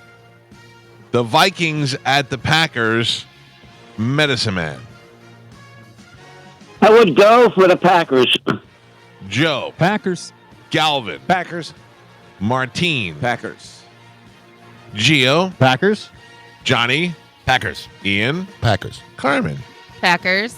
Packers. Jets at the Ravens. Medicine Man. I would go for the Ravens. Joe. Ravens. Anybody not taking the Ravens? Everybody Ravens. Yeah, Ravens. Giants at the Lions. Medicine Man. The Lions. Joe. Lions. Anybody else? Lions. The Steelers at the Bears. Medicine Man. The Bears. Joe. Steelers. Galvin. Steelers. Martine. Steelers. Gio. Bears. Ian. Steelers. Johnny. The Bears. Carmen. Bears. I will also take the Bears for fun. Wow. Patriots at the Bengals. Medicine Man. Go for the New England Patriots. Joe. Patriots. Galvin. Patriots. Anybody not taking the Patriots? Bengals. Oh! Joe Burrow, full participant at practice yesterday. All right. Yes, sir. So who are you taking, Johnny? Oh, I'm taking the Patriots. The Browns at the Raiders. Medicine Man. I'm going for the Oakland Raiders. Joe. Oakland, huh? Joe? Browns. Whatever the Raiders are. Yeah, I know. Galvin. Raiders. Martine. Raiders. Gio. Raiders. Johnny. Raiders. Ian. Browns. Oh, Carmen. Raiders. I will take the Raiders as well. Ian's, are they making up some ground or losing some? We'll see. Shador's getting the start, I believe. Correct. Oh. Yeah, I don't say that too confidently. The Jaguars at the Cardinals, Medicine Man. I would go for the Cardinals. Joe? Jags. Galvin? Jags. Martine? Jags. Gio? Jaguars. Ian? Jags. Johnny? Jags. Carmen? Jags. Jags it is. The Eagles at the Cowboys, Medicine Man. I would go for the Eagles. Joe? Eagles. Anybody else? Not taking the Eagles? Cowboys. You're taking the Cowboys, huh? Cowboys. Oh! I can see why they're picking Yeah, them because but I got to go Eagles. Eagles. Everybody else Eagles. Eagles. Yeah. Eagles. Medicine Man, the Falcons at the Saints. I would go for the Falcons. Joe? Falcons. Galvin? Going Saints at home. Martine? Falcons. Gio? Falcons. Ian? I'm tempted, but I'm going Falcons. Johnny? Kirk Cousins is 90. I'm going Saints. Carmen? Oh, I'm going Saints at home. I will take the Falcons. The Buccaneers at the Rams, Medicine Man. I'm going to go for the Buccaneers. Joe? Bucks. Galvin? Rams. Oh, Martine. That's not right. Gio? Bucks. Oh, son of a bitch. Stafford's going to have 4 passing TDs. I got to go Rams. 300 I hope I'm wrong. I hope I'm wrong. I got to go I'll be wrong, Rams. I have to. Ian? Unlike Martina, I'm no longer a puppet for the Buccaneers. Hey, don't hate because you don't get invited on the trips. Hey, as long as I get invited to the trips, I'm going to keep picking them. I'll pick him if they invite me to trips. I'll pick him every time. Start getting invited, then you pick them. Johnny? I'll get a tattoo on my face if they take me on trips. But no, this is like the biggest loss for us for the year. Rams. Carmen? Rams. I will take the Buccaneers. Not for fun either. I hope you're right. I do. Yeah. And finally, the Panthers at the 49ers, Medicine Man. I'll go for the 49ers. Joe? Niners. Galvin? Niners. Anybody else not taking the Niners? Ian? Niners. 49ers. All right. Niners for everybody. And there's your Week 12 football picks. Anybody doing good in fantasy football? I'm getting murdered there too. I'm not playing. Yeah, I don't play anymore. I'm in one league. I'm doing all right. I think I'm fourth. Johnny, you don't get to go. Oh, well, let me hang up on Medicine Man. Medicine Man, see you later. Okay. All right. Okay. You don't get to go to Patrick Smith games or anything like that? No. It's I don't know. It's probably more money to get me a personalized jersey. It's a bigger size, you know. So. Is that what it's holding you back? Probably, yeah. I'm looking forward to watching the games from the comfort of my home. So now that we have everybody here, does everybody know what Christmas gifts they got for the gift exchange? Who they got? Yeah. Each person? Yeah. I Do you think know everybody- Martine? Yes. Who do you got? I got Joe again. Oh, Right. I got him last year. all right. right. That's Yeah. easy. Y'all can just trade clothes. Well, I wouldn't mind that. Ian, you know who you have? I got you. Oh, you do? I do. Oh, crawfish etouffee for a month. Oh, just a 5-gallon bucket. Yeah, that's what I'm saying. Right out of your belly button. Y'all could just trade clothes. Well, I do have some Boo Boo Man or Boohoo Man clothes I think Ian would like. Let's rock. Mm-hmm. All right. Well, I'm excited for tomorrow's broadcast. Johnny, you going out there? Ian, you guys coming by at all? Yeah, I'll be out there. I'm thinking about dropping by, yeah. We'll be out there all day, starting 6 a.m. all the way down to 7 p.m. at the Walmart on Dale Mabry and 275, collecting food for Feeding Tampa Bay and helping out the less fortunate people of Tampa Bay. Also, I have some Christmas trees that I will be giving away for Christmas time, not necessarily tomorrow. F&J with CPS Christmas trees, which is over on Highway 41 in Sickles High School where they have their stand over there. They've donated 10 trees for me to give away. I've already given away a couple. Nice. This morning on the show. Yeah, don't try to just get a free tree out of me. I'm trying to take care of families People who who can't need afford it. a tree. Yeah. Yeah, and people who need it this year. It's going See to if we be can help out. crisp 58 tomorrow morning. Oh, is it really? Yeah. Yeah, but the problem is you dress for a nice 58, and then by 7 o'clock, it's going to be 85 degrees. Oh, 100%. Yeah, it's a high of 84. Yeah, so it says 7 a.m. 58, and then by 9 a.m. it's 68. So yeah, I'm going to have to break out my Raven switcher for tomorrow. Oh, boy. Yeah, nice and cool. All right, I guess that's it. We're done for the day.